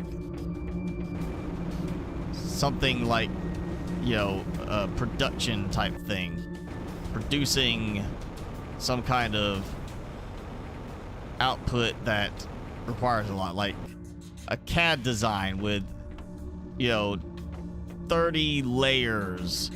Those are the ones that really showcase what a system can do. When you have like, here's a CAD design that's got like, for like an entire building, you know, that's got everything from the plumbing, the electrical, walls, everything is all in the separate layers, and you click a button to have it hide a layer or show a layer, and it's just, you know, you just sit there and watch it kind of slowly fill in over the course of like a minute with, you know, and that's like a $10,000 system.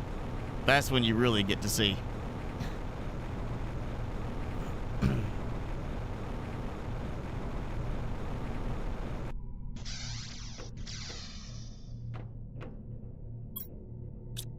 All right, so that puts me up to, was that 34? 34 nuclear reactor tier 2s, with 27 of them being over at that spot.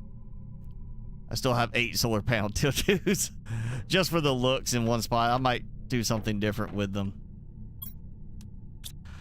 Oh, yeah. All right, so that's still too much of that, too. Let's go. There we go. Yeah. So that's enough for today.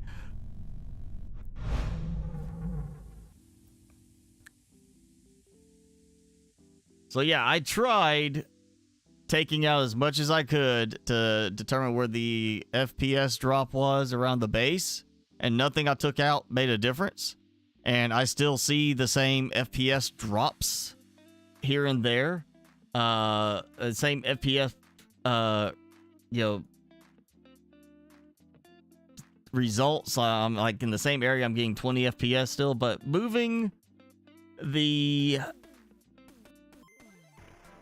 at least the grass spreaders, and I'm gonna say also the flower spreaders, to a different location. Not so much that I got rid of them, but I spread them out more because they're still in range to render. I think spreading them out helped a lot. So I'm going to say if you're having problems, you might try that at Spots or whoever else. You know, if you start seeing issues, try spreading out some of your stuff over a wider area and see if it helps.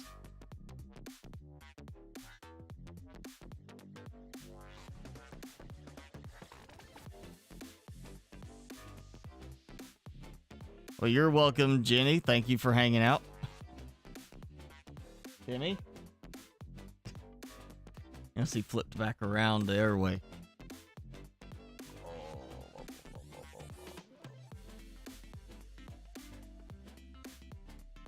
Here, give me Paul. Give me Paul.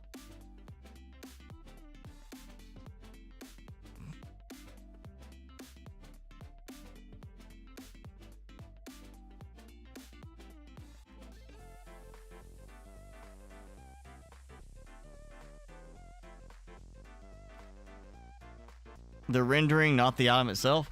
I mean, again, I did do the, was it when I placed down some of those flower spreaders earlier in the desert area, you saw how it was, instead of just the little dot for the water droplet kind of thing, it was a square around it, and some of those squares were rotating as it went through the air.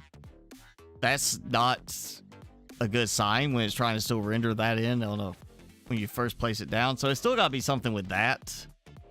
But yeah, spreading them out seems to have helped a bit, and granted, some of them are within range where they're still rendering no differently than when they were all in one smaller area. It's just a matter of they might not be, the water droplets might not be triggering as readily on some of them. But yeah, moving some of them way out of the way definitely helped too a bit. It still gives the same FPS, but it seems like it's a little bit smoother, like it's not stuttering as bad from it. I hope you have a good rest of your weekend as well, Jenny. And to everybody else, of course. Have a good weekend. Anybody buy anything off of the publisher sale that's going? The Koei Tecmo publisher sale going right now? Up to 90% off on some things.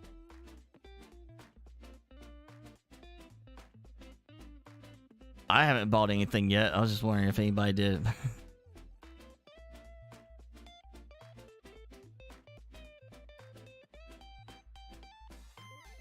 And what was it? I mean, there's some other ones on sale right now too that aren't specifically on that, but not much. That's the main one, is that. And what was it? Oh yeah, Dying Light 2 is now on sale, which is funny. Apparently, it's not getting very good reviews at the moment, so I guess they went on sale to try to get some more people to buy it.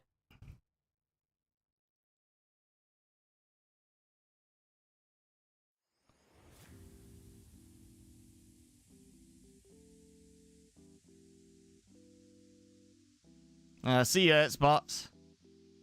Yeah, thank you, Jason. We'll see you Thursday as well. And thanks, late for dinner. Don't be late. Go make your own dinner. You're never late when you cook your own dinner.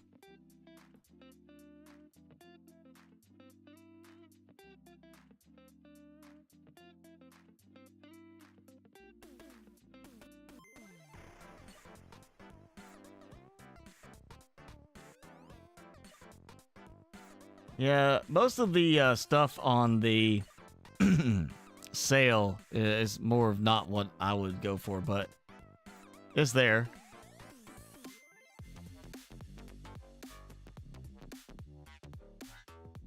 Any of you are like, oh, this was interesting. Yeah, they got some games that are like 9% off. Again, some of them are not even like unusual games. Some of them are like Aliens versus Predator. That's on sale. I mean, granted, it's like 12 years old now, but that's on sale.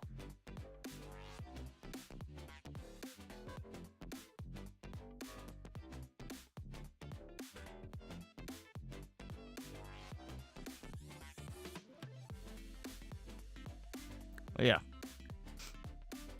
Sam's still with you? Well, thanks for hanging out as well, Sam.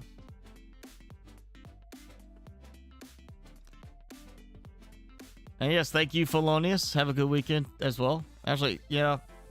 Timmy? You ready? Oh, stretch! But not actually get up and stretch. Just like stretch in place. Like. You ready? You ready?